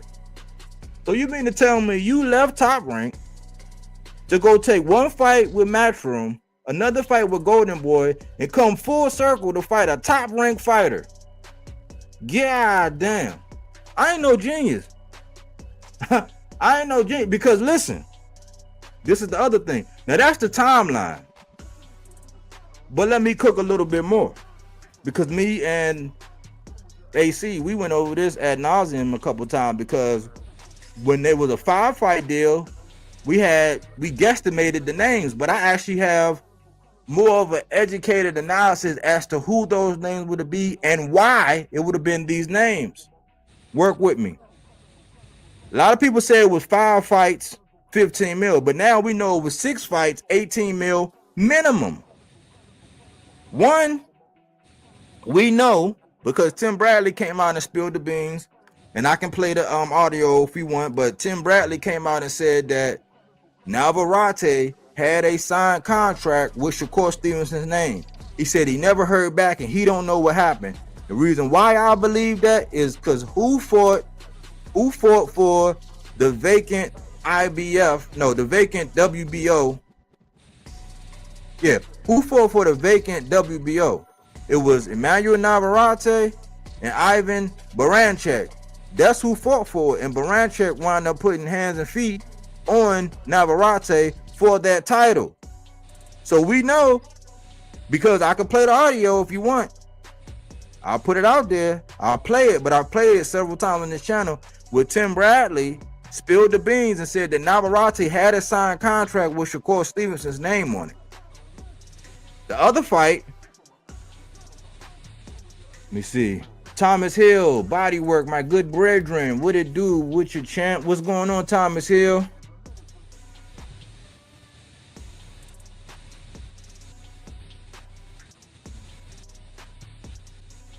Yeah, Thomas Hill. I'm with you. We can cook on that. I'm with you with that, Tom. I'm with you on that.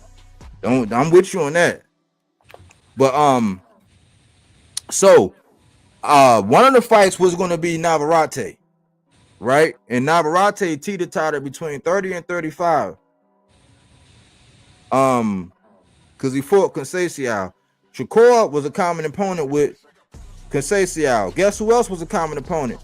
Navarrete put hands and feet on Oscar Valdez. Who else shared the ring with Oscar Valdez? Shakur Stevenson. All right, let me move on.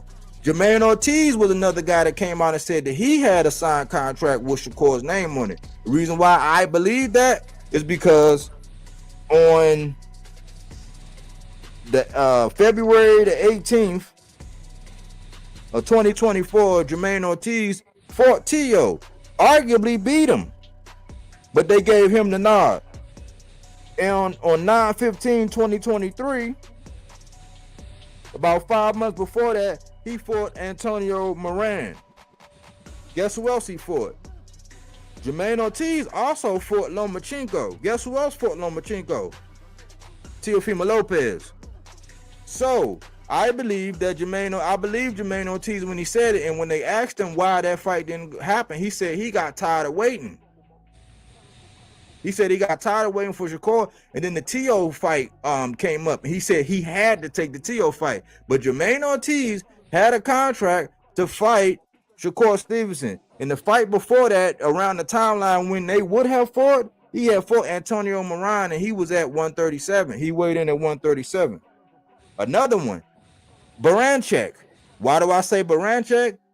Because Navarrete fought Baranchek. Navarrete also had a signed contract with Shakur. In the way Top Rank deal, if you can see the common parallels with Jermaine Ortiz, Tio, and Lomachenko, and that whole triangle, that whole cipher being completed, that's one. Navarrete and Oscar Valdez, and then Oscar Valdez and Shakur. But with Navarrete having a signed contract with Shakur's name on it, that triangle would have been completed. That would have been in the works. So I have to agree that Shakur would have gotten a Baranchek as one of those names. Loma would have been on the table. Why? Because if you would have got a Baranchek after already having got the vacant WBC and then scooping up that WBO from Baranchek or Navarrete, then you would have been unified. Therefore, you did look more appetizing to Loma to fight you one time and get 2 belts. The only thing left out there would have been the belt that Tank has, which is the WBA, and the winner of that would have had all the leverage. It'd have been 3 belts versus 1, with all of y'all being on Top Rank. All of y'all being on Top Rank. The other name, Teofimo Lopez. Why? Why? Because you're getting ready to fight Teofimo Lopez, according to everybody. Eureka. The other one would have been Morataya. Why? Because Morataya was moving up so fast and he was next in line behind Loma. So one of y'all guys, they wasn't going to let you, Keyshawn, and Loma reign at the top with nobody fighting Morataya, and he's on the docket, coming up through the ranks just like everybody else, signed to Top Rank. So Jermaine Ortiz, Navarrete, Baranchek, Loma, Tio, and Morataya are the names that I think he would have had in those contracts. Those are 6 names. Just drop one, and that's 5 names. But the triangles are there with history of them fighting each other or having signed contracts to fight him. So that's what's on the table. That didn't look good to you because you thought your worth was more than what the market value was. Now Sheik wound up giving you some bread. We don't know how much it was. I don't even care. I'm not pocket watching. Get your money, little duffel bag boy. I don't care. But all I can reason is that ever since you turned your back, and Bob didn't even handle you the way, he didn't even say nothing egregious like, I lost so much money I could have bought a mansion in Beverly Hills. He didn't say that about you, Shakur. He came out and defended Shakur when he had his worst performance, saying that he didn't even know if he was going to be able to fight because he was hurt. He was dealing with ailments. He said your hand was hurting, your shoulder was hurting, you were sick. He didn't even know if you was going to fight, but you're a great fighter. Bob learned. Bob had your back. And no matter how egregious, when you came out and blasted them saying, nah, y'all slowed me down, y'all did this, they the one that got you all the titles. Yeah, Oscar Valdez might have took a little bit longer, but look at what they did for you. They got you to be unified. They gave you Jamel Herring. They gave you Oscar Valdez. You got the vacant to get. You got Joet Gonzalez for a vacant. So you got Joet Gonzalez for a vacant. You got Oscar Valdez. You got Jamel Herring, and you got De Los Santos for another vacant. They got you all of that. And they was speaking highly of you, and they was getting ready to give you a 6-year, $18 million minimum.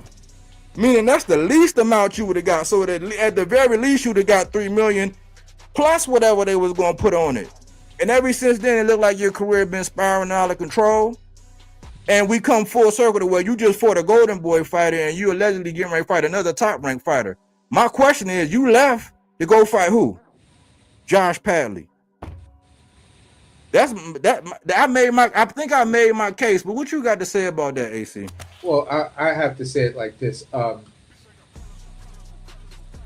When I look at everything, this is what I think I've been pretty consistent on on the fact that I was like, okay, every fight that Shakur wanted, every fight he bitched about, every fight that he said, I didn't get this fight, and this fight, that's why I'm looking to retire.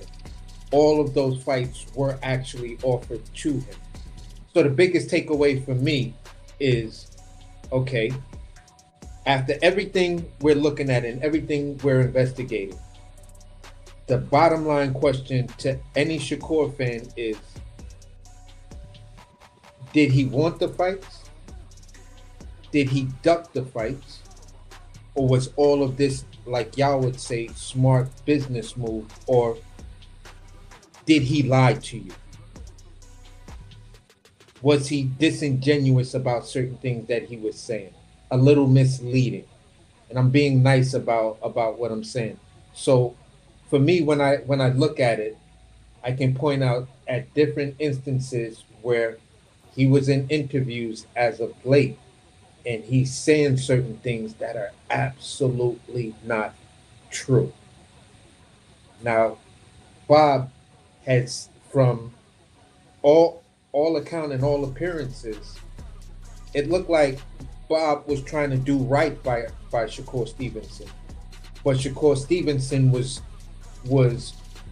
like Aaron saying, he was feeling himself, and Bud and Andre Ward are telling him everything else but to stay and make that Tank fight. Because according to what we heard from Bob sat down and was like, look, we could make this fight. If you stay, we can make the fight. But we can't move forward and we can't, kind of like get this ball rolling the way you want to unless we know you're committed to the company. You're going to do right by us, we're going to do right by you, and we're going to make you a great champion. We're going to make you a Hall of Famer. Because all the fights that were there would have had a strong argument to say, yeah, when Shakur retired, even though he's still kind of whatever in his career, yeah, I think he's definitely going to be a Hall of Famer. You feel what I'm saying? So, at the end of the day, I look at it like, okay, I see the reading. I'm listening to what your promoter is saying, and your promoter, like Body pointed out, never said any egregious shit like, I could have, I lost so much money. Oh, Terrence Crawford is a sucker for the right. You feel what I'm saying? He never said that, we tried to make the big fights, but Crawford didn't want it or Shakur didn't want it. He never came out directly and said anything like that. With him, it was always a matter, I respect your talent. I think you're a great fighter, but you just have to slow the fuck down and let us do our job as your promoter. And we're going to bring you to place. We're going to bring you up. And these offers that we're having for you are just the minimum. The guarantees could change as the bigger fights, the bigger names. So, okay, when I look at a deal like that, I don't say that you're going to make $3 million for the whole fight. To me, that kind of sounds like the guarantee, and then things will happen on the pay-per-view side. You feel what I'm saying? If we're gonna try to, line you up for some of these pay-per-view fights, but you may have to understand that a couple of these pay-per-view fights, you just can't be the A side. You're not the guy that puts the asses in seats. So I think it's situations like that that hurt his fragile ego. I know dudes like that. That's I could honestly say that's probably a New York and Jersey thing, or maybe an East Coast thing, to where it's like, yo, all the people in my hood, everywhere I turn and go, everybody like, yeah, you that man. Yo, you getting it. Don't let them people up there, try to tell you your worth. Because we got your back in the hood over here. We got your back. Mm-hmm. Yeah, but you are the same motherfuckers that have nothing to do with the fights. Just like Keith Thurman just told everybody. So don't believe those dudes. go back to early '80s hip hop and play a Chuck D album and don't believe the hype. you feel what I'm saying? So for me, it's just like it's just tragic because we was calling this. He was calling us like, bro, that makes no sense for you to leave Top Rank. You're not there yet. Stay with Top Rank, get some of these fights. We were pretty much adamant that a Loma fight, at the very least, was in there. We don't know what's going to happen with the Tank fight, but we knew you was going to get a Loma fight. And it would have been easy for you to become unified and snatch up 3 of the Infinity Stones, because 3 of the Infinity Stones was on your planet or in your solar system. Actually, let me break it down even further. Let me break it down the way you be talking. You in the crib. You in the crib, and it's 2 shorties in the back. They in the back. They in the crib. They ain't going nowhere. They in the house. They inside of the dwelling that you're in. You're in there. It's just a matter of time before you smash both of them. Now it's a badass one across the street. She said, listen, if you want it, come get it right now. You know what I'm saying? Like, it ain't gonna be no threesome. It's just me. You know what I'm saying? Come over here, and, you know what I'm saying? Yep. Pound, you know what I'm saying? Let's go to Pound Town. Like, right now. Like, I'm not waiting. Let's do this right now. You said nah. But it's 2 over there in the dwelling that you're currently in. And you like, nah, you know what I'm saying? I think I want to go down, you know what I'm saying? I'm going to go down to the other complex. Not the one with not the one where the diamonds at. And you leaving the crib where the other 2 is at. It makes no sense. Yeah. You know what I'm saying? Like, it makes no sense. It makes no, like, now you're circling around the block. And all you want to say is how the dime said, you know what I'm saying, how the dime didn't want to give you nothing. She said, come on, let's go. Just me and you. You wanted a threesome or some crazy shit. They like, nah, like, it's just us, daddy. Like, yeah, what's bothering you? You could rotate the week. We just say no getting in the bed together. You could rotate the week. You see what I'm saying? Like, nah, like that's, so we looking at it like that. Yeah. And only other thing I didn't play to cap it all off is just one last thing I gotta play.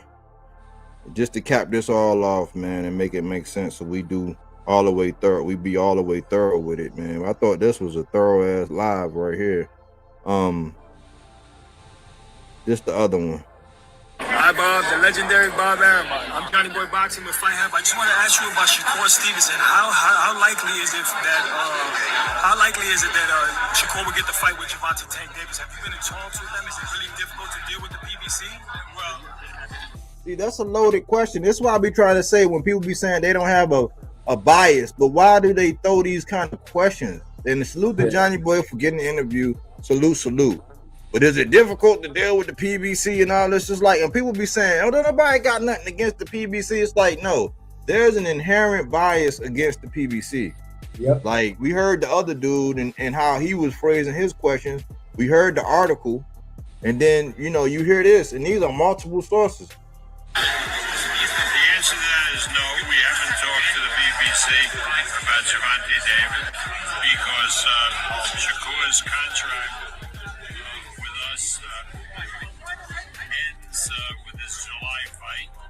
So, we have to see if they were going to do an extension. And this was a month before Shakur'S contract ended. And then we're certainly happy to talk to them about Gervonta Davis. if you can secure the Gervonta Tank Davis fight, would you consider facing him against Lomachenko, being that it's an in-house fight and Lomachenko is ready? He's going to be fighting for that title. But you're not reading me correctly. Shakur is now will be a free agent after his July 6th fight. At that particular point, we have to know what his plans are before we can make any commitments for him, because we may not be his promoter. And so that lets me know that Shakur wasn't even really communicating with them and letting them know behind the scenes what his next move was. So when they said that Shakur just left in a huff, like he just basically like my contract ending out on the 7th and I'm gone. He didn't even sit down and talk. And so Bob and them couldn't even secure or even start doing no background work for him to even see if he would get some of that in-house, even though we reasoned that, hey, if you're going to be ours, it's going to be on the table. But it's clear he wasn't even talking to him at this point. If he does resign, you have other plans just in case, those contingency plans just in case he does sign with you. Well, if he does resign, we have some really interesting fights for him. But I'm not going to go into that because right now he's a free agent after July 6th. He's been a great fighter for us. We've enjoyed promoting him, and we'll see what happens down the line. Absolutely. Switching gears really quickly, what about Teofimo Lopez? He's at 104. And just to give an interesting perspective, some Shakur'S, right?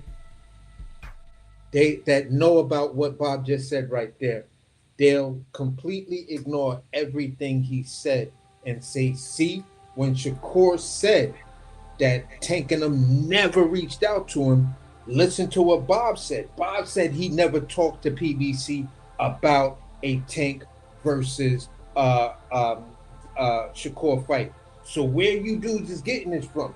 That shit never happened. Tank was never interested in fighting Shakur. It was all a duck. And you like, what? What the fuck are you talking about? He said he never spoke to him because X, Y, and Z. No, you disingenuous. Then pull a video. I ain't got to pull a video up. I know what I'm talking about.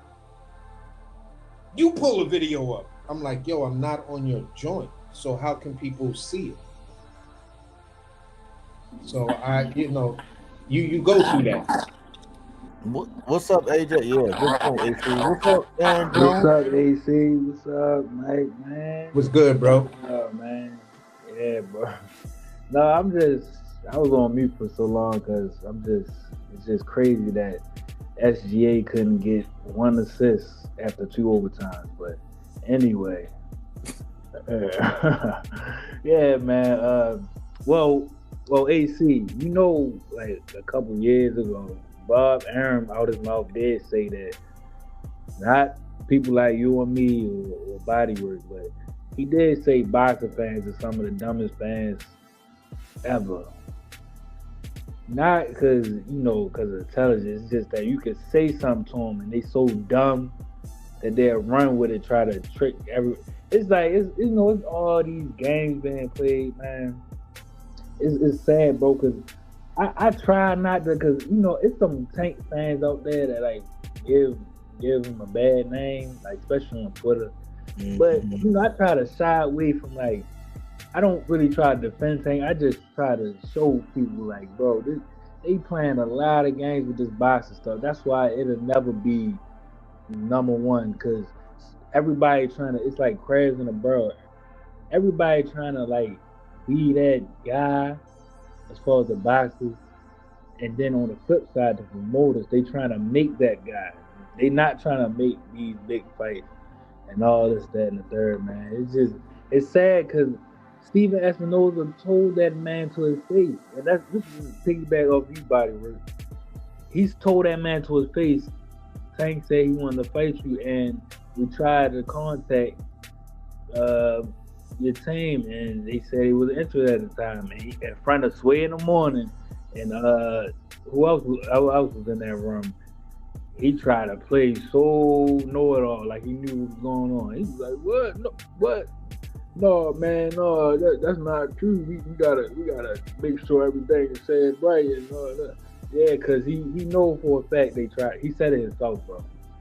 But Sway is not gonna go on YouTube and look up the video of him saying that they try to contact him. Nobody else is in that room. All they gonna do, because they like what Shakur says, not what he does. They like what he says. They wanna, oh yeah, man, that's crazy. Nah, man, we gotta get these big fights done, man. And it's all on Tank, bro. It's not, because it takes two to tango, bro. Straight up. Yep. I think some people are waking up. I think some people are waking up, but oh my bad. Oh, some people are waking up, but like it's starting to get hard to kind of like it's starting to get hard because if you look at the moves, like the fact that he getting ready to fight T.O., it's like, well, why did you ultimately leave Top Rank? You went to go do all of that, yeah, to spin all the way around when you could have been in house, keeping your rapport, just getting better. Like you was getting that as a minimum. But you let people like Ward, like the gate. That's why I call them the gatekeepers. Like that's why I have that. You let Ward tell you, "Hey, it's not your job about how much the promoter should be getting." Which is crazy. Yeah, that's crazy to say. Like, especially with your fight with. I don't knock your style, but like with that style, you can't have that mindset. Like, especially with people fire sticking and. You know what I'm saying? It's like the nature of the business, like they want excitement. Like we in a microwave generation where the attention span is short. Like if you gotta do something extra. Like you can't just lay on your back no more. Now you got to get up and swing and throw a kick on that thing and do a backflip on that thing. Like you got to entertain. You gotta give them something, man. You see how, just an analogy, the Miami Dolphins, like a couple seasons ago, they was lighting everything up. Number one offense, Tyreek Hill, Waddle, A-10, everybody. The Dolphins was this. Look at them this year. Nobody ain't messing with them because it's not. It's too dysfunctional and it's not as exciting to watch no more. And like it's like it go hand in hand. You can't. It's none of that no more because the game is moving. Like it's moving so fast that I didn't even realize it. I'm still stuck on when I was watching Earl Spence fighting all that. But the game is, oh, go ahead. No, I was gonna say it like this. The issue is I'm a dude that, let's say I make $1,000 a week. 52 work weeks, work paydays in a year.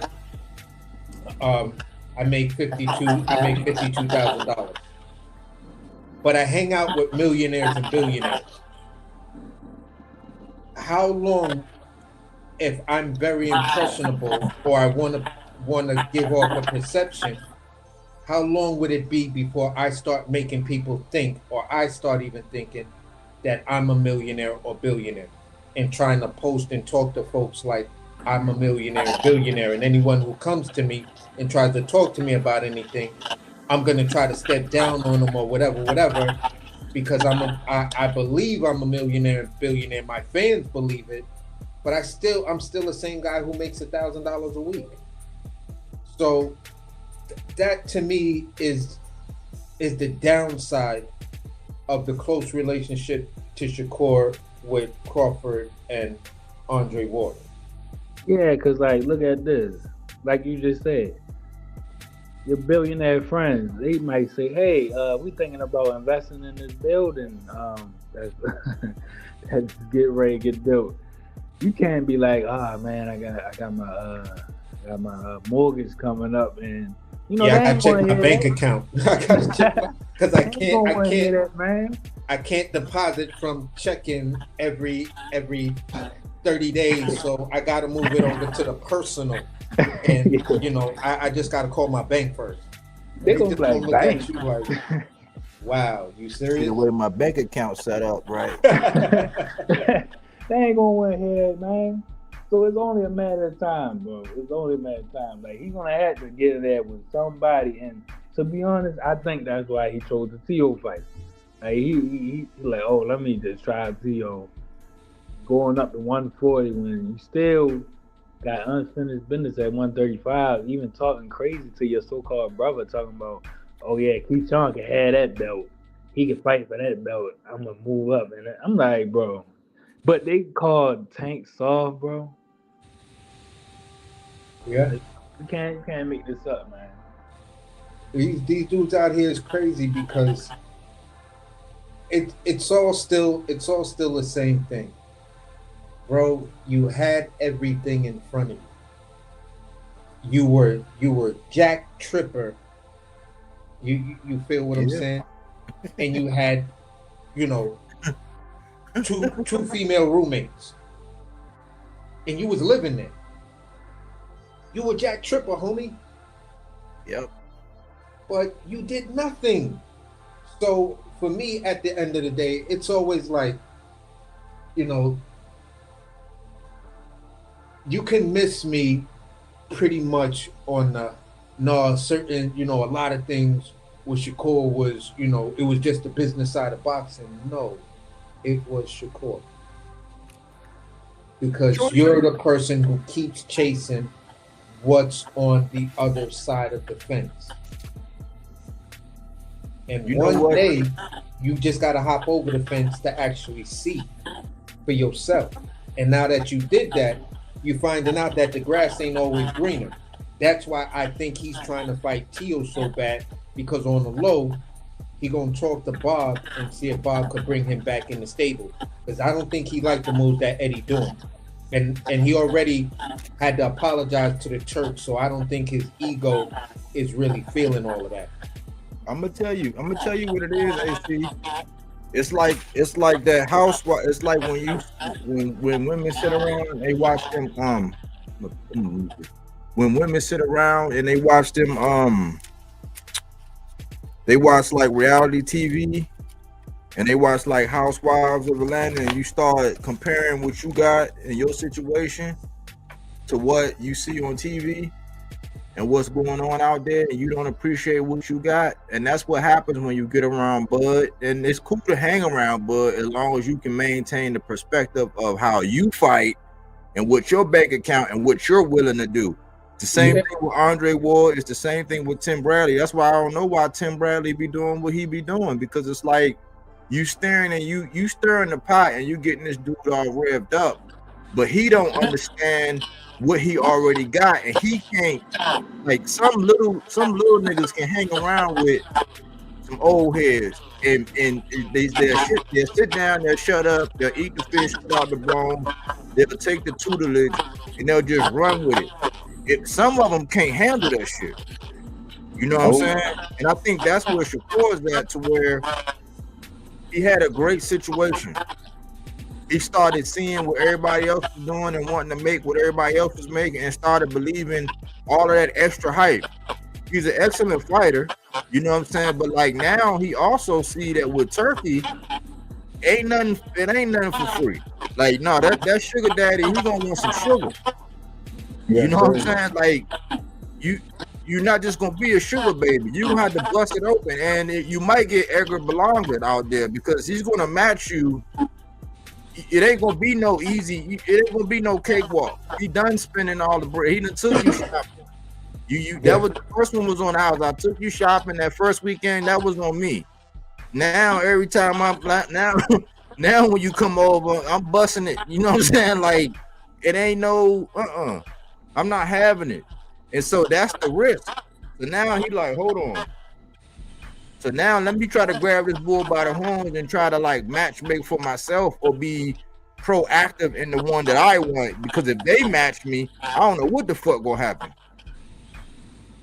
You see what I'm saying? Like Turkey almost be trying to operate like Arum. Like, you know how Arum be putting you in there with just like somebody that you at least suspect to beat the guy. Like Charlo got beat by Tony Harrison, which is crazy.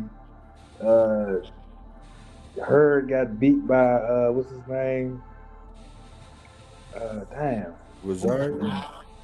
Rosario, but not what was his name? The dude from Philly. that was getting knocked out by everybody. Williams, J-Rock. Yeah, J-Rock. Yeah, that's like matchmaking as a finest. See, Top Rank, they're gonna put you in there and make you look good just enough so you can, build your name up. But after that, you gonna have to do stuff on your own. See, Turkey ain't with all that, bro. You gonna have to get right up in that thing. Like, Lubin had to fight. What's his name? Jesus Ramos. Exactly, bro. And that shit was close. Like, exactly. Like that's what Shakur. I think Gary Antoine said it too when he had lost to what's the dude name? He had took that loss. Yeah, he was like before the fight. He was like, yeah. He said it. This verbatim too. He was like, yeah, I don't want to get finding easy fights like Shakur. He said, I don't want. He could have said Tank. He could have said anybody else, but he said, yeah, I don't want them easy fights like Shakur get. I want tough fights that are, testing me. The dude Shakur, and even Devin Haney, bro. Devin Haney been getting it. Look at who he ready to fight. Like, come on, man. Like, this man is an undercard fighter. Meanwhile, Rope ready headline a pay-per-view. Like, I don't know what to say, bro. Like, bro, like you said, Bodywork, I did used to like Shakur, but god dang, bro. Like, what the hell is you doing, bro? Like, all you got is Clarissa and Andre Ward and Bud to big you up, because that's all that's gonna big you up. That's all that you got, and Gilly the Kid. Gilly the Kid and Sway in the Morning, everybody, that's all you got, because the in-ring stuff is like, come on, bro, you gotta put that style against somebody to make people want to watch you, not get in there and run around. Yeah, the thing is, he wasn't always this way, and the thing is, and another thing is, when you always got people singing your praise. See, I don't like people around me like that. Like, you can't just tell me I'm doing. I even been telling my lady. Sometimes my lady, I'm like, "You sure, baby?" You know what I'm saying? Like, because eventually, when people keep hyping you up, and you can't do no wrong, like, they'll set you up for failure. Yep. You know what I'm saying? Like, you gotta have some people around you to be like, nah, because you need to, like how Andre Ward and them, like.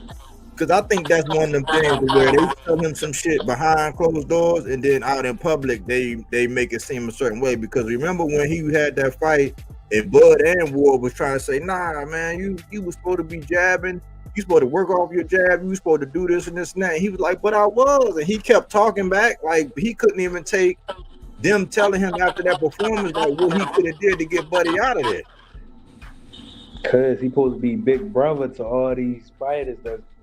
He gotta look like the man, bro. He can't be taking criticism still. He what? He 28, 27? He can't. It's that little boy stuff is over with. Like that babying and all that. That stuff is over with, bro.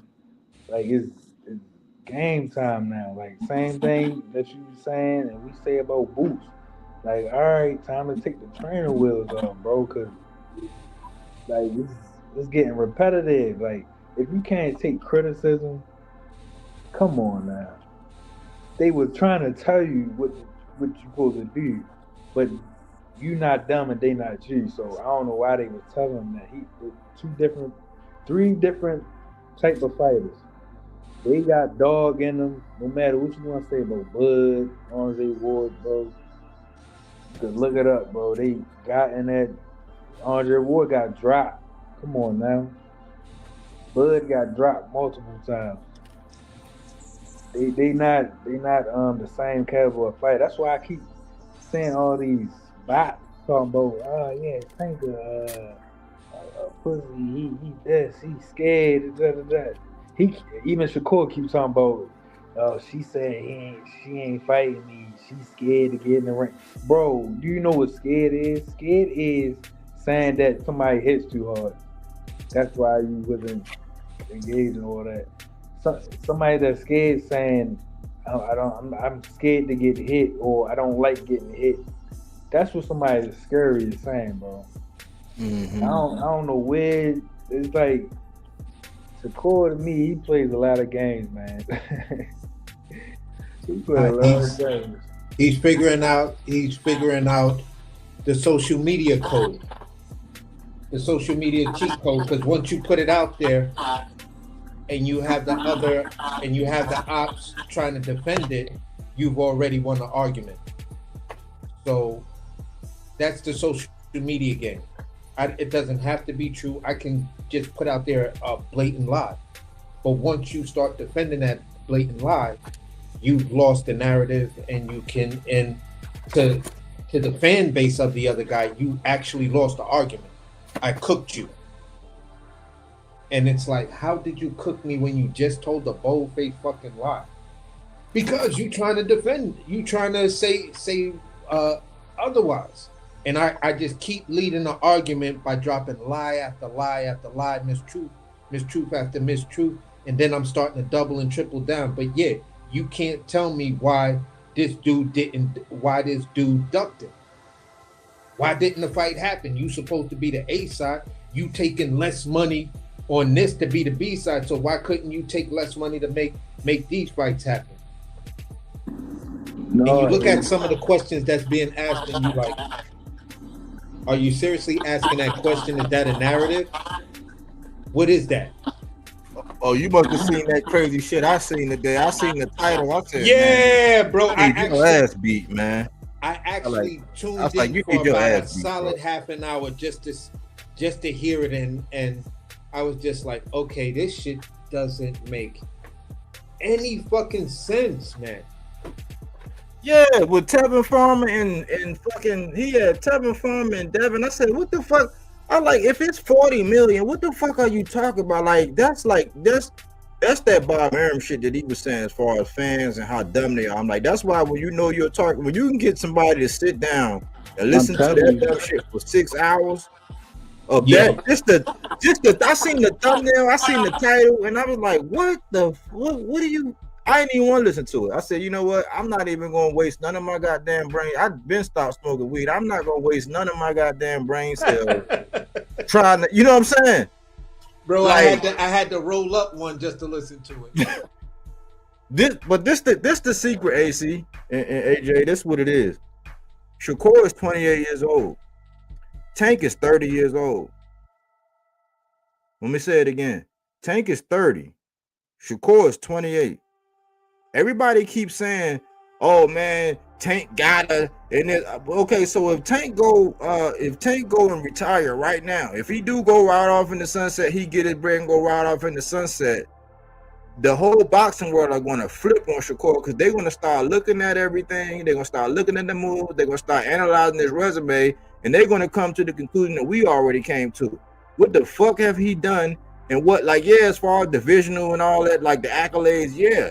But who did he beat? What performance can you go to and look at? Like, what catalog they going to say that's going to put him up? No, they're going to start doing that hindsight is 2020 shit where they run down his resume. They look at his performance. They try to find things that have playback value, and they're not going to find a bunch of shit until they go back to where and look at the fights that we started appreciating him for. Like the shit he was doing when he was at 26 and some of them 30 fights when he was letting his hands go and putting his hand. But that's so long ago.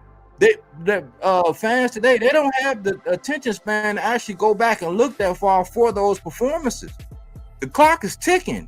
And I keep saying with all these people like the LaShawn McCoys, the Max Kellermans, the fucking Akin Baraks, I'm like, point me to whatever it is you talking about that tells me something that I can see or go back and look at that tells me that Shakur is just that dangerous to where a nigga like Tank is running and hiding. What are you talking about? He wants part of Tank's bread where it's like, no, why would I give you a big ass chunk of the shit that I built up and you don't bring nothing? It's like you gonna take what it is I'm gonna issue you, or you can go get it out the mud. And I want to see the fight. I'm still pushing for it. So that's me as a fan saying I still want to see it, right? But at the same time, I don't buy into all that bullshit. Like, what did you do or what feat can you point me to that tells me that this man is like utterly scared of you, or Yeah, you beat somebody on the level of him, and he saw that ass whooping like the rest of us saw and was like, oh, hell no. Tank better stay the fuck away from Shakur. Where was that fight at? Where was that defining fight? Bro, like, with all this, oh yeah, I'm an old school fighter, bro. How do we get to see the fights back then, bro? They took whatever it is, like, oh yeah, I'm ready to whoop this man ass. They like saying that on interviews, though. They like saying, oh yeah, I'm trying to bring boxing back. No, you're not. You're trying to get the money, bro. You're trying to get the money. Stop trying to fool everybody, Shakur. You're trying to get that Betty. It ain't about if you want. You trying to get the dollar. Just like I seen, like, don't get me wrong, Bud. Yeah, you can say what you want, but Bud didn't want to start doing business and started being this money man or whatever. He ain't start doing that until he seen how Earl was selling out Cowboy Stadium and all that. At first, he was ride or die, top rank, whatever you put in front of me, yeah, I'm gonna take him out. He was cool with that money he was getting. As soon as he seen Errol Spence, how he was selling out damn near every fight he had and all the excitement he was doing and getting belts at the same time, that's when you hear Bud talking about 50-50, it should be a 50-50 split. No, I thought you was a throwback fighter, bro. That's why I'm saying, like, it's two different sides of the coin with these fighters. And speaking of Shakur, it's crazy how you don't want to take nothing that Tank off you or whatever. You don't want to make the fight. So how come after the Lamont Roach fight and Tank fight, how come you straight call out Lamont Roach, who is on the same side as Tank, bro? Like, how do you, and nobody says nothing about that. Just like when they said Jerron called out everybody at 154 after he fought somebody that's none of them names. They say, well, why you ain't just fight one of them then? Like, it's the same thing, bro. Like, come on, man, y'all gotta be consistent with it and call people out. I don't mind people calling out Tank for what he's doing right now or what he did or whatever. Yeah, because that's not my business, bro. But at least call Shakur out when he called out Lamont Roach, the same person that's on the same side as Tank, with the same team, if you're gonna call it, that's handling his business. Like, bro, how do that work? Come on, man. Yep. We like the only ones that really spoke to that. We the only one. I was the same one that said, hold on. When they asked him after his fight, he said something about his hands need to heal. About Tank. They asked him about it. He said his hands need to heal. After he saw the Lamont Roach and Tank fight, he wanted to make a fight with Lamont Roach. Yep. So I was like, where did the hand issue go? So it's always these inconsistencies. And I'm like, just be yourself and tell the truth, man. If you ain't ever gonna fight him and you're gonna make your way, if you content with what you got, because right now I think that he content with just being able to say that name and just letting it ride, because it's almost like it's the same thing that Boots and them doing with Bud right now, where they just gonna keep saying their name, knowing that Bud really don't got no interest in fighting them. But it's convenient. It takes the pressure off you having to fight somebody that's actually a feasible fight, like a in your own weight class. Right. Because as long as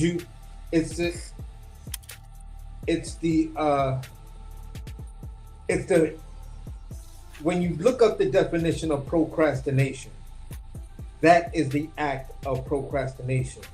You put a task so large ahead of you that it makes it difficult for you to do the little things you need to do to actually start that bigger task or get that bigger task done. And that's how you wind up procrastinating from a site when you take psych. You see all of these little things that the mind and the subconscious mind do to get you to rationalize you not getting that thing done. And when shit like that happens, you're looking at a fighter.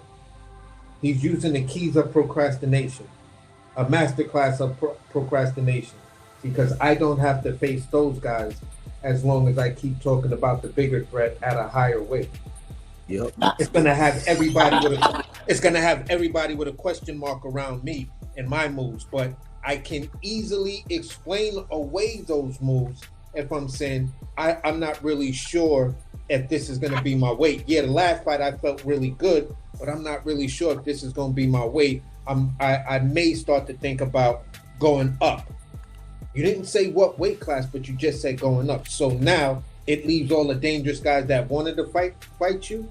They're like, I don't really know. And those promoters are like, I don't really know what's going on unless most of these guys are under the same guy and y'all just, everybody signed an agreement. Yep. So, We see it. We see it clear as day. It's just everybody else act like they don't see it. Yeah, for sure. They said, man. They said it's just, it was one of the moments like, dang, that side was right. Which is it's no side. It's either you, like you said, either you a boxing fan or you not. It's no side. They the ones that choose sides when it comes to the favorite boxing and all that. Like, yeah, I got my favorite boxers I like to watch. It was Earl and it was Tank, but it's a whole completely different side to where though they like to call the pot calling the kettle black. They always say, "Oh yeah, y'all, dang, y'all sure do ride for these fighters that don't even know y'all." But in the next tweet, they riding for the fighter that don't even know him, bro. Yep. Like, come on, man. It had like I could go in there right now. It's the same thing. As soon as you say something about Tank or PVC or anybody, oh my gosh, y'all just they not gonna see you. They don't see you. Like, but then the next tweet they retweeting or comment on a fighter, their favorite fighter post. And Shakur, he ones that retweets everything somebody say good about him. That's what they look for. They like that stuff, but you can't say Nathan. Even what Carissa said about Tank, they was all riding on that. And then as soon as you say how is he scary if Shakur doesn't bring nothing to be scared of? Oh my gosh, y'all just love Tank. Y'all can't say nothing wrong about Tank. But bro, if you wanna say somebody's scary, give them something behind that. Even on the interview when she was saying that, everybody got quiet. Like, bro, everybody at that table knows Tank is from West Baltimore, bro. He is from Baltimore. What boxing is the last thing that's scary to somebody? I don't think none of them fighters is scary, like, as far as, like, fighting somebody. I don't think none of them scary because they fought amateurs. You had to lose an amateur. They just scared of that public, embarrassment of losing to somebody. I don't think they scared of, like, come on, what do you gotta be scary for? That y'all, they throw that term around. It's like, bro, he's not scared of none of them. Yeah, I'm gonna say it like this, AJ. If a person want to call Tank scary, I'd say, you know what? If Tank is scary, go back to that Ryan Garcia video where he's driving in his luxury truck and he said, yeah, I pulled up on Tank at a club in Baltimore last night or wherever the fuck they was. And, only thing I gotta say is Tank is a real one. They took my chain. He a real one. I was like, And then on top of that, if I was sitting there in front of Clarissa, I would have said, wait. I heard what you just said, Clarissa, and for many fans, that's the way they may feel about Tank. But why doesn't that same energy apply to Shakur? If you know this man is the A side, why not take what's given to you, beat his ass, and then reap the rewards because you beat shit down his leg, as Body would say, or some incredible thing like that? Why not do that? How does all the onus of being brave and questioning a person's bravery fall on this guy when you're mentioning or you're taking back like big sis with this guy. Like this little nigga went and got his big sister to talk shit to me. Bro, I have no fucking respect for you. Get your bitch ass the fuck out of here and tell your sister to come suck my dick. You feel? That's the type time I'm on with it. I'd have been like, yo, Clarissa, that shit, you way out of pocket with that, Shorts. I respect your gangster, I respect your boxing career and all of that. And I swear to God, if your brother come through them doors and try to act like he won't put hands on me, he gonna have problems. But you feel what I'm saying? Yeah. But I'm just like on some real shit, Shorts. Like your boy is not taking the big fights. Why didn't your boy take the deal with that was on the table for Bob? And he would have had all of these great fights where nobody would be talking shit. Nobody would even be like, yo, if Tank don't want to fight him, look at all the work Shakur putting in. Shakur don't need that man. Look at what he did. They don't need each other by this point. Shakur already knocked off all the crazy opponents. So why aren't you getting on that man about that shit? But look, this the funny part. When somebody don't take the deal or fall out or don't want to fight Shakur, they ducking. But when the offer was made or it was negotiations, they ducking. But it's not the same when Shakur don't take what's going on with Tank. Like I offered and you, it's different. How is that different? It's not. That's why I like the beauty in what Keith Thurman said. Keith Thurman said when Custer asked him, what you think about the backlash? And, you know, when people saying something about you not fighting the Four Kings, well, allegedly he fought one of the Four Kings, right? And one of the Four Kings fought one of the other ones and busted his ass. Outside of that, nobody else fought each other. Exactly, buddy. So they gotta fight each other, but there's no onus. You see how that interviewer said? The interviewer said, "What about Shakur fighting Tank, T.O. fighting Tank, or Loma fighting Tank?" And this is the argument I've been making all this time. It's always Shakur fighting Tank, T.O. fighting Tank, or Loma fighting Tank. Where was the pressure from the interviewers, the content creators, the Hall of Famers that talk boxing, like the Max Kellermans of the world? Like, where's the pressure for them to fight each other? It's never no pressure. It's like, oh man, Tank ain't got nothing. Okay, so let's remove Tank from the equation. What about everybody else? Oh, it ain't no pressure. So everybody get to stand around and just say, hey man, Tank won't fight me. So that's everybody's excuse? That's the reason why you won't fight somebody else? Like, no, it's a bunch of bullshit. It's easy. It's so easy, and the fact that people get online every day and regurgitate this shit every day, it just lets you know that it's a game that they playing. It's like I don't even really get sucked into it. I'd use it for material now. I'm like, oh, okay, this is what you're doing, you dummy. You know what I'm saying? But look, I got something for y'all. Let me show y'all something. I'm gonna show y'all something. You're gonna appreciate this. I know you're gonna appreciate this, AC. Watch this. Look at this. This is boxing scene. It says, just one fight, though barely that, has followed for the 31-year-old Sunderland native who knocked out Romania's Flavius Bia in just over 2 minutes on June 6 in Newcastle. Per IBF rules covering purse bids, both boxers are required to move forward with the fight. Kelly will be subject to a demotion outside the IBF top 10 and ineligible to fight in any IBF sanctioned bout for at least 6 months.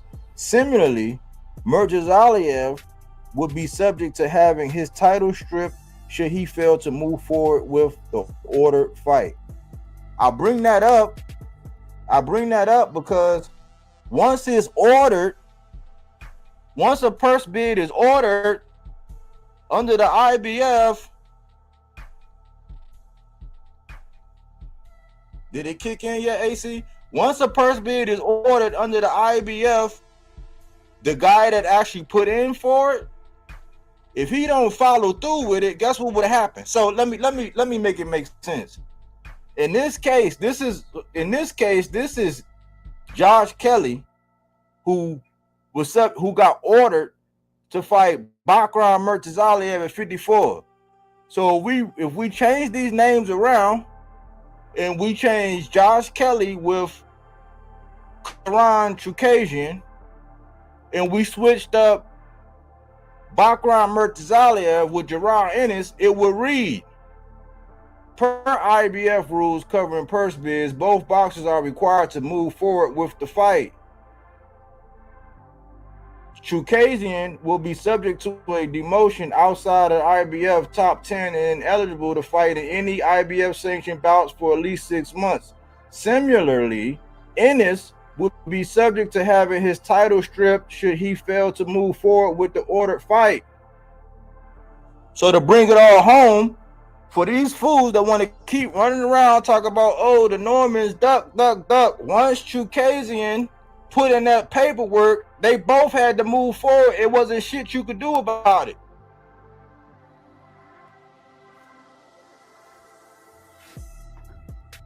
These subjects be the gift that keep on giving, man.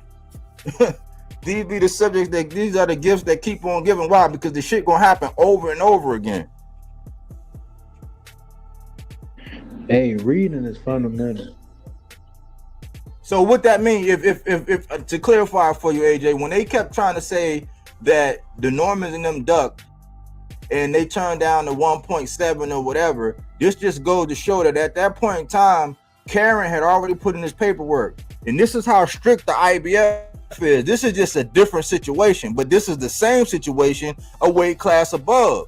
Whereas Josh Kelly was ordered, the IBF, it was ordered, just like it was ordered for Karen that second time. So once it was ordered, that fight had to move forward. It was locked in. So they could have offered that man $5 million.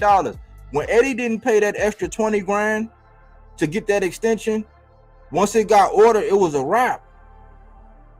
So that's just go to show you. So you got a bunch of content creators, right, who gonna try to get ahead of this and try to get in my lane, because I've been tracking this Bakram shit, and they're gonna see this, and they're gonna act like, mainly them people from Philly, they're gonna act like they ain't never read or came across this article. And once they do, they're gonna be like, damn, oh no, we can't talk about that. They not even gonna want to talk about this, even though it's a weight class above and they got to deal with Bakram and this other dude. They ain't gonna want to read this. And this is what happens. This is what happens in boxing. See, people come across, it's just like what happened. It's just like what happened when people be all religious and they get into the Bible and they read certain things, right? And they like, oh no, hold on, I can't. Oh, hold on, nah, I ain't never learned that. I don't know about that. I don't anything. That's what they do online. They come across this kind of information all the time, but because it doesn't go with their narrative, like butt fuck tuberculosis, he come across this kind of shit all the time. But see, he'll come across a lie from like somebody like Shakur, and he'll justify why, because it's shit on Tank, even though he knows it's some bullshit, but because it's shitting on Tank, he's gonna allow it to proceed.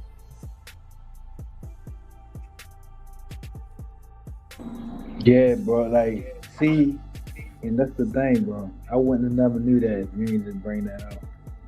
I swear, because I kind of knew it was something fishy going on with that. Oh, he ducked, and all this stuff. But I'm like, bro, that man, he don't. Even his father, bro, they don't give off that. You can like or dislike the father. They don't give off that energy like that. Duck or Boots Ennis. When they said they was in, like, you could call it, oh, it's just spawn and all that. They said that man gave Bud work, bro. He gave Bud some work. Like, I don't get that he's scared stuff. Like, no, bro. Like, if a fighter sees something that he knows he could exploit with a fighter, no matter if he think he could beat him or not, or if he won or not, he's gonna take that fight, man. Like, this ain't this, and then he's on a come up.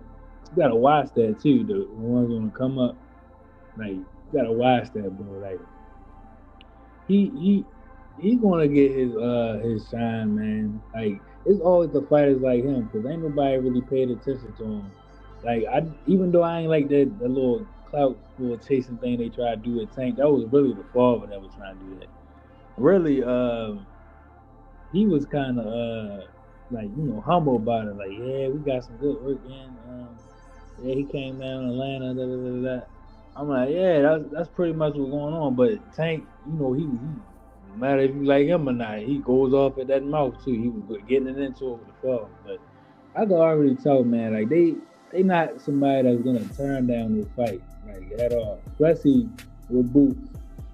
Especially with if Crawford offered him a fight, or if anybody, I don't think they would duck, man. That's just politics, and like you said, that whole Philly thing, because he don't really got like a big fan base. It's just the East Coast, more so Philly, that ride with him. And what's his name, Greg Hackett, that say the most wildest things out of his mouth too. When it comes to Boots, anything else he got like a somewhat 50-50 opinion on. But when it comes to Boots, he just say the craziest thing. Like one time he said Boots started wearing the feathers, and you ain't really see fighters wearing feathers. I'm like, bro, wouldn't we all be thinking people just blind or something? Like, bro, blind? We blind, or just like y'all just say anything? Like, just calm down, man. I get it. Like, yes. I get it. They want to start so bad, man. It's just, but you don't gotta go. Like, it'd be better if it'd be way better if people just discovered Jerron. Because it's what happened. Like when I discovered the fight, like I'll give you an example. Like with the Charlos, right? At first, I used to didn't like them, like because I was like listening to a bunch of the people that was like with the LDBC, and they never painted them in a good light. But then I sat and I watched, like I went back and I was watching their fights, and like I went through their fights and started watching them like one by one. I said, oh, these motherfuckers is cold.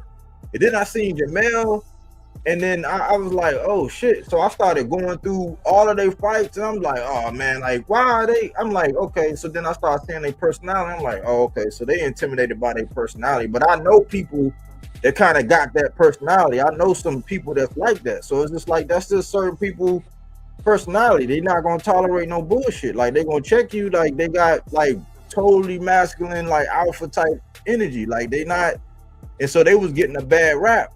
So it's way better to like allow people to discover the fighter as opposed to you hyping them up, because in reverse, this what happened with the Norman. People had blown him up and they was talking about what he did in sparring the Tank and what he did in sparring the Bud, and like that's all people talking about. I'm like, man, who this motherfucker they talk about? So when I first seen them fight, I'm like, I'm not impressed. But then every time I seen him fight after that, he's gotten better and better and better. And I said, oh, okay, this nigga is learning. He's adjusting. Like, okay. So I appreciate that more than somebody overhyping them.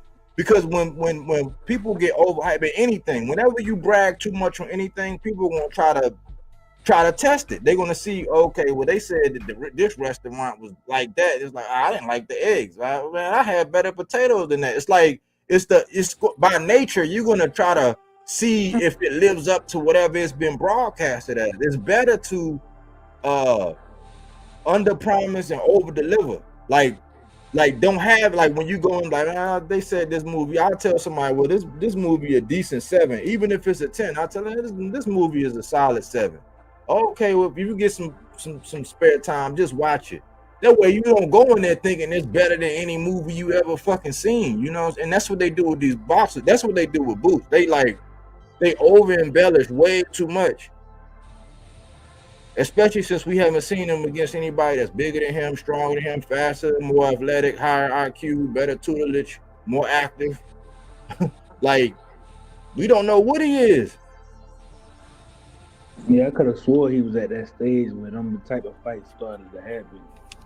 They don't gotta be a Ortiz yet or a Crawford, whoever. They gotta be like you said, what's his name, a Baccarat, like anybody that's gonna give that man something to, cause you know you got your showcase fights, of course. Then you got them fights that show you that you can pull through adversity, whatever it is. Like for example, when he was on the card with Tank, and they was backstage. They was saying like, yeah, I bet you who could knock out somebody first. Tank probably going off like how you said, probably was like, yeah, he the deal, the real deal. And he ain't wind up knocking him out. I got one for y'all. When you finish, AJ, I got one for y'all. Oh, go ahead. Okay, you wanna really test the waters, and this is where Body says, I got a habit of knowing how to piss people the fuck off. Right? This is what you do. Body showed some footage earlier. He sent me a video of a really, really solid interview. Big shout outs to Brian Custer. Keith Thurman made a powerful statement. You know what I'm saying? And he basically told two fighters that he's their biggest fight. That's the one that makes sense. You feel what I'm saying? And if he wants to throw his hat in the ring, then it gives at least, well, it gives both of them, you know, two guys out there. You feel what I'm saying? So you got Jamel Charlo threw his hat in the ring to want to fight Boots, right? Now, if you want to piss people off and they start talking all of this, whatever, then say, so what's wrong with Boots fighting Keith Thurman? And if they come at you with mad excuses, or even Jamel Charlo, if they come at you like, what? Boots don't, why Boots don't need that, and Boots don't need that, Boots, what do you mean? Like, them niggas is old, like, them niggas is blah, blah, blah. And then you just hit them in the head, and then you just keep beating it and say, okay, I hear what you're saying, but what about the fight? What's wrong with the fight? Bro, see, y'all see, that's that bullshit. That's that bullshit you old school dudes be trying to do when it comes down to talking about boxing. And it's like, okay, so what's wrong with the fight? What's wrong with Keith Thurman fighting Boots Ennis when Keith Thurman said, I'll do it? Well, Keith Thurman said before he needed 48 months before he fight her. I said, okay, so he also said at other points that he would love to make a fight with Boots. So how you gonna make a fight with somebody and then say, yeah, we ain't gonna fight for two years away? Just like you dudes will say, you know, everybody that been on the street and come from a certain thing, ain't nobody promised tomorrow. So who the fuck makes a fight to happen 2 years from now? A fucking meteor could hit this planet. That's just not gonna happen. So if he wanted to make the fight with the dude, he was gonna make the fight soon. The other thing was just to talk shit. So what's wrong with Keith Thurman fighting Boots? Next or after this guy? And listen to what people say. That'll let you read the temperature of the room. Quick question to both of y'all. How y'all think he would have fared up against Sean Porter doing, like, not the 1 foot in, 1 foot out, but when he was calling Sean Porter, how y'all think that fight would have went? Because I heard Sean Porter say he don't think Boots was ready for him at the time, or Crawford or Spence or anybody of that kind. Sean Porter would have beat the shit out of Boots at that time. Sean Porter would have beat Boots completely the fuck up. The Sean Porter that fought Earl? Yeah, basically that's what he was saying. Yeah, I lean towards. See, my whole thing is this. I think Boots is talented. Like I don't want this to get misconstrued. I don't want this to get misconstrued. It's a certain style to where it's like they know who's tailor-made, because they use that whole word like tailor-made. Like Porter, he's a rough rugged. Like when Porter, he'll make any style. He's gonna make anybody look ugly. Like Boots wasn't just gonna be able to go in there and do whatever he want, because Sean Porter, he can fight when you want to box. He can box when you want to fight, and then he's rough. Like that head will come into play, the shoulders will come into play, you know. And Sean Porter is still athletic. He just wasn't the classical boxer. So I think at the top of his game, he would have gave Boots all kind of problems. Like it goes the distance. I think it goes the distance. Like Karen showed you that, because even though Sean Porter don't got Karen feet, he still got feet. He can still move. Boots not stopping a prime Sean Porter. Boots not stopping him. You know what I'm saying? Boots not stopping the prime Sean Porter. When you look at that, have that 1 foot in, 1 foot out Sean Porter, when you go back and listen, what made Bud turn up? Because they told him he was down. Because Sean Porter was actually winning round. Like Sean Porter was actually outboxing the dude. So Sean Porter would have gave Boots problem. But my problem is with this, they're banking on a Virgil Ortiz. And Virgil Ortiz, that style that Virgil Ortiz has is tailor-made for Boots. Yep. Flat-footed, come forward. And you heard my prediction when I was online and I told you about Lehman. I said, man, I made a joke. I said, man, I said, if I were to ask this dude about the balls of his feet, he would probably be like, balls of my feet, pause. Like, what are you talking about? It's like, no, you got to be up on the balls of your feet so you can move and pivot, because you flat-footed, you coming straight forward and you keep your head in the line. That's like a straight pitch, a pitch straight down the mound against any average baseball player. They gonna smack a home run with that shit. You can't do that shit. They gonna smack that shit out the park every time. And that's what Boots been getting. He been getting these niggas that you could just smack out the park every time.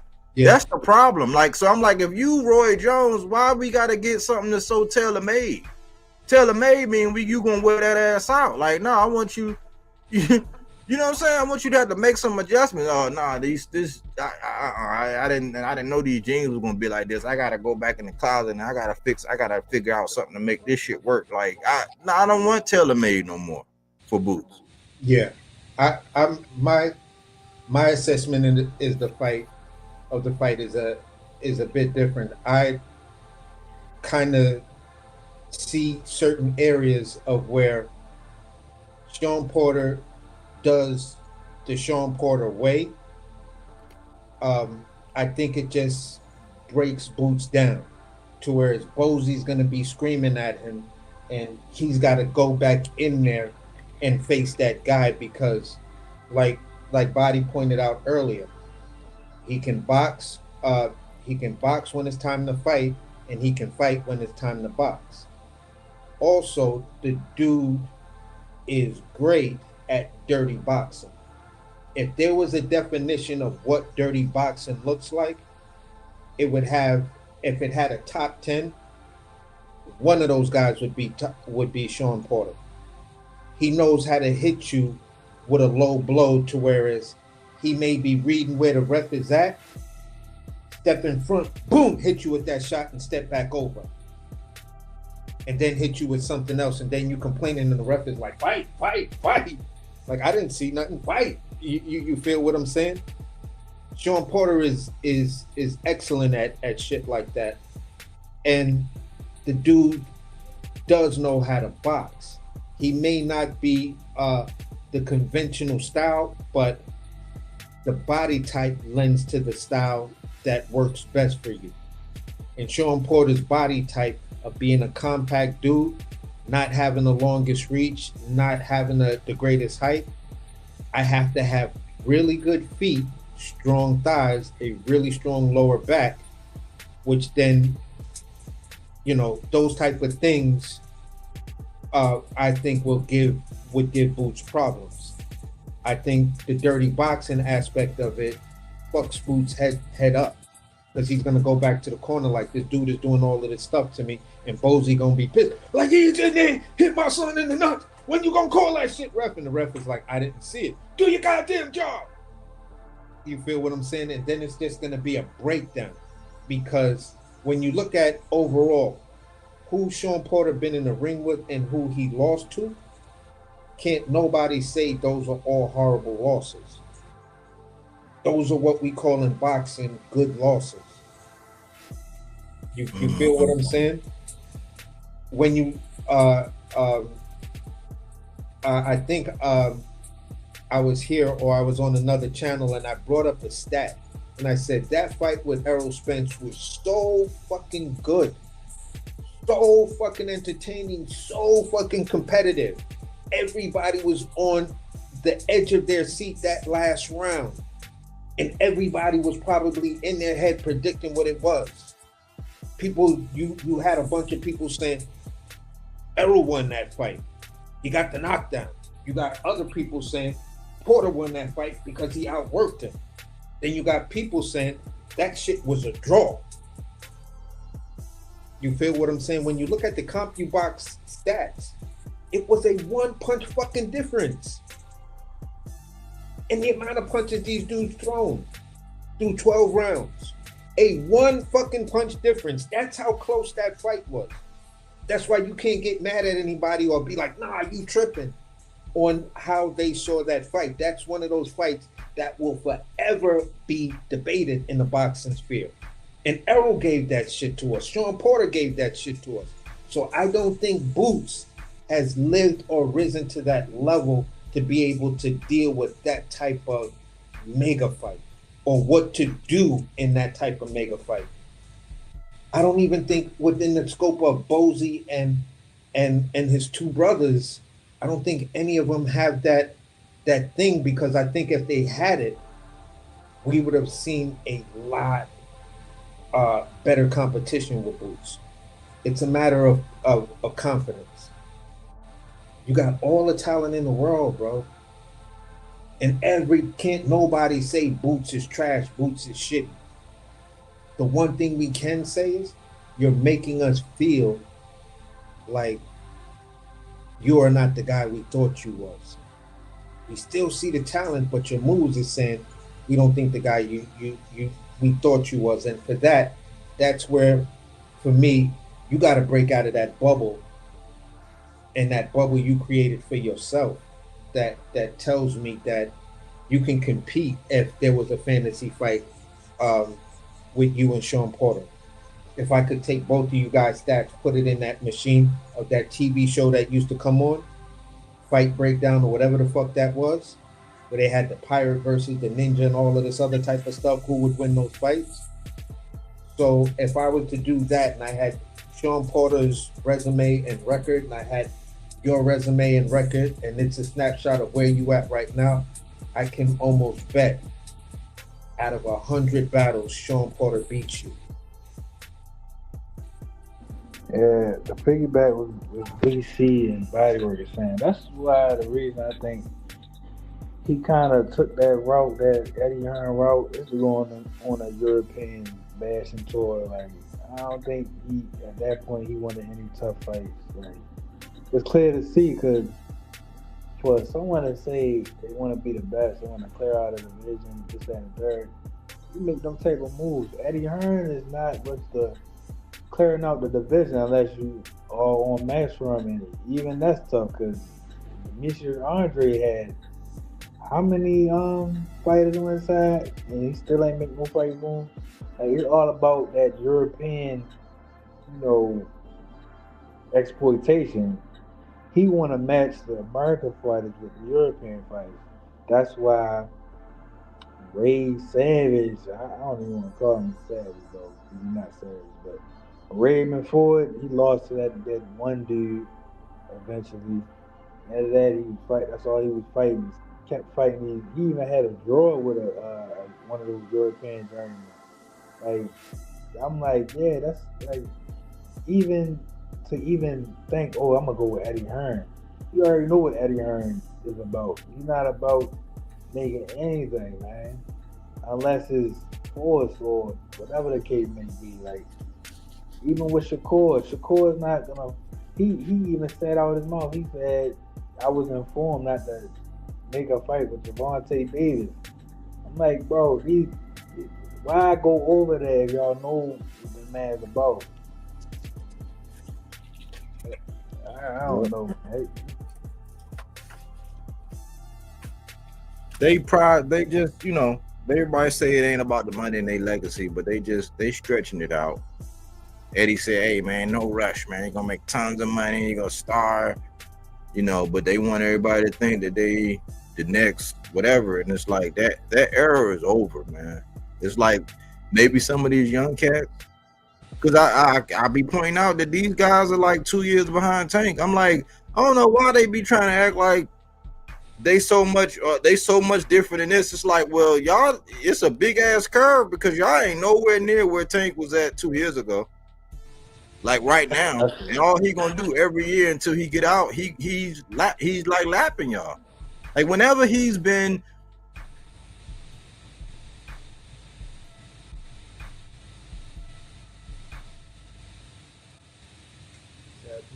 like he only let like 3 people off the hook.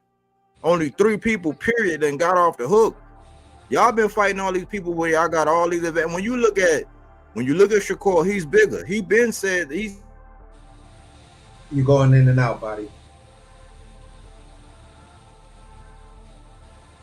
half ago.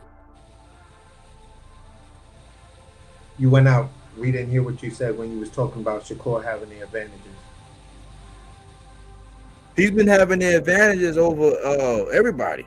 Yeah. The fact that he feel comfortable with going to 40 now, and like Tank did that a minute ago when he fought Barrios, and he said, man,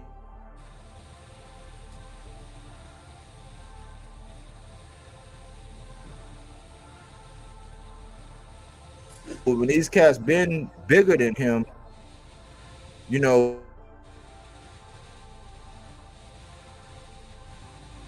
YouTube said enough of you shitting on on Shakur and Boots. Yeah, I mean, YouTube is tripping right now. Yeah, that's the bats, man. But at the end of the day, we definitely did it because, you know, we've been shouting that shit out for a minute, you know, whether it's been on this channel or other channels, you know, it's been the same thing. Like, look, man, dudes are hell of a talents. Both of these guys are hell of a talents, but they figured out how to manipulate their fan base to co-signing everything they do without any form of accountability. Meanwhile, you hold everybody else's feet to the fire. Fans, we shouldn't be like that about any one fighter. Everybody does some shit that makes you say, especially when you're in the entertainment business. You feel what I'm saying? Because you can have political heads that are coming out here nowadays, you know, shitting on every fighter that's fucking with Turkey Al-Sheikh. Look at what they doing to Bill Burr and many other comedians who just did that Riyadh comedy special. So at the end of the day, people can have a talking point or have a issue with even their favorite fighters on down to a fighter that they really don't give a fuck about. You feel what I'm saying? But the fighter you don't really give a fuck about, you holding his feet to the fire. Your favorite fighter does some shit, you gotta hold his feet to the fire. Ask him, her, or whatever it is, are you going to give us the fights? Are you going to try to go after these other names? Because all those other names, and you'll never hear this question from somebody who's interviewing Shakur, is saying, okay, Shakur, with the 5-fight deal that Bob was offering you, you know, you can deduce, and based on certain things that Bob said, you can deduce that there was a Loma fight in there, and many other fights, and you might have had the option or on 1 or 2 of those fights, even maybe 3, being that there was an actual 6-fight deal for $18 million. Looking at where you are right now, do you think not taking that top ranked deal was better for your career? If somebody asks that dude a question like that, you know, then you know you're in a real Shakur interview. And there's a way to ask the question without being disrespectful, similar to the way I think I just asked it.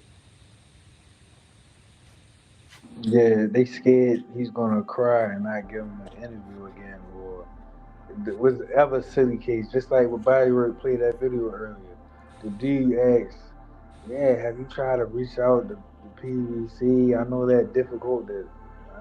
Like, bro, you don't gotta eat the D word. You don't gotta do that, bro. Yeah, You don't gotta do that. They think they have to do that. Like Bob gonna say what he say regardless of what you how you say it, whatever. You don't gotta eat it up like that. Like that's what I'm saying. It's bro, it's like why can't like I don't know Bodywork do something totally different, but give Bodywork that camera and that pay grade or whatever in that interview spot because the media is terrible. Like I say this all the time, boxing got the worst media ever, bro. It's like so like come on, bro. Basketball, football, all that. Yeah, you got your biases and all that, but as a whole, they all kind of ask the same questions and don't be scared to ask a certain star about certain things. Boxing, it's like, oh, that's all gang up on PBC. Like, bro, what? Like, come on, bro. It's not. That's why the fight's not happening because y'all dummies don't put no pressure on the promoters, on the fighters, none of that. And big shout out. Go ahead. And again, big shout out to Brian Custer to piggyback off your point with the media because when Brian Custer did the interview with Crawford, he managed to ask the tough questions without all the Crawford fans being like, "Oh, that was fucked up. You look like you was going after a hit job on Crawford and blah blah blah blah blah. I could see you was heavily persuaded by PBC and like this and that." No, he managed to ask the tough questions to where his Bud felt comfortable through the whole interview. That was one of his best interviews with Brian Custer. Oh, AC, Brian Custer do that with all of them. And for me, it makes you miss when you watch this Keith Thurman video, you miss Brian Custer interviewing fighters. Yeah, he tried to mask it as I got some Twitter questions for you, but whole time he know that's gonna get maybe some real questions. Because he's following it. Yeah. He's like, these are real questions that I'm seeing consistently on Twitter, on YouTube, and things like that. So this is what the boxing community is saying. This is what the fans want to know. Yeah, like Shakur, he's gonna go on $1 million worth of game. I remember one year he went on that thing like 3 times that 1 year. I'm like, good God, bro. You know they ain't gonna ask you. They not gonna ask you no tough questions about what you should be doing. They're gonna wait till Tank get up there and then ask him all the tough questions, even though they say I like all the fighters. But when Shakur get up there, they don't ask him not a damn thing. Even Carissa, like I said earlier, bro, when she said that, they all got quiet in there because they kind of knew, like, yeah, Tank ain't no scary dude. Like, you kind of like, yeah, you kind of getting away. Even her boyfriend, Pat Booth, they got a little quiet. They try to skip the subject kind of and talk about the Jake Paul fight. But at the end of the day, they got quiet when she said he's a scary dude. It was like, even Wallow, his girlfriend. Oh, hold on.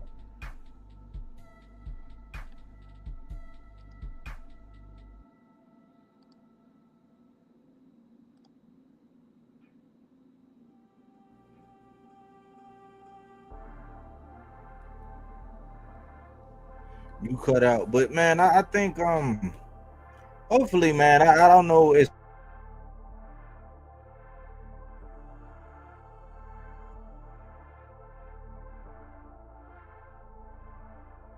our hearts out to just shit and hate on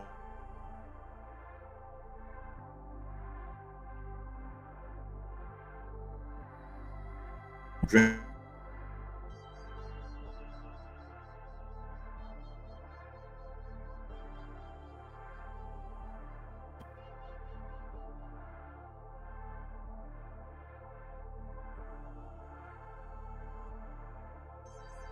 All of the answers.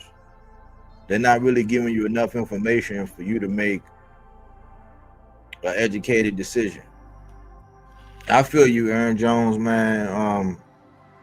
Appreciate you jumping up here.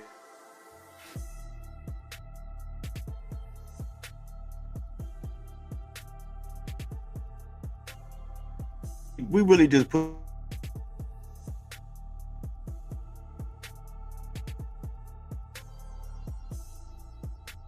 because we don't just shoot from the hip, you know.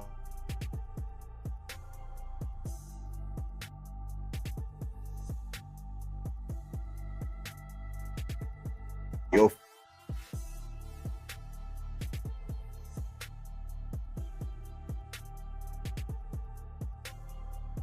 over again. That's the definition of insanity. Just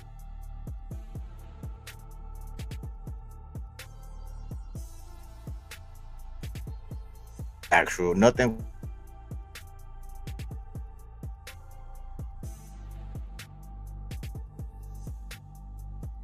That's not what we do here, man. So if you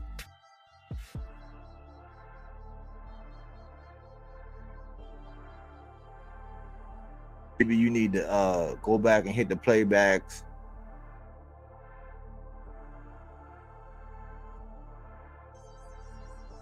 Wow. My shit was muted up and I was trying to tell you the audio is crazy right now. It is? Yeah, you was going in and out. And I thought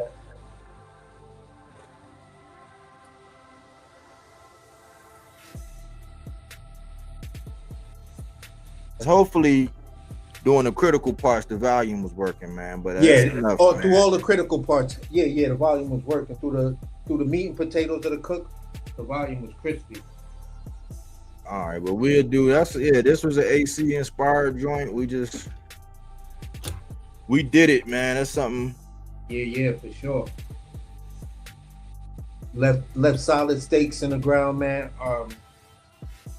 The proof is in the pudding. You know, the video is here, the clips are there, articles are there, comparisons, everything, and nothing was something that was pulled out of somebody's ass and just put out there to the boxing ethos without having those solid receipts and things like that. So, you know, this one feels special because it feels like, you know, this was my first official stake in the ground. And with that being said, great show, Body. On to the next one, man.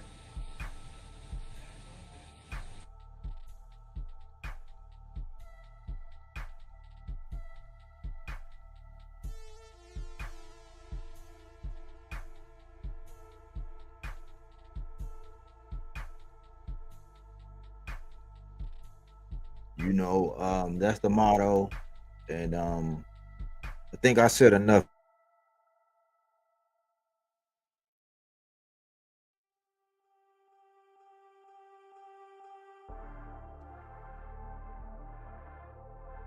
He didn't want to box. He wanted to actually prove that he could punch with you. He was like, what the fuck is this nigga, right? Oh, okay, you want to go to sleep.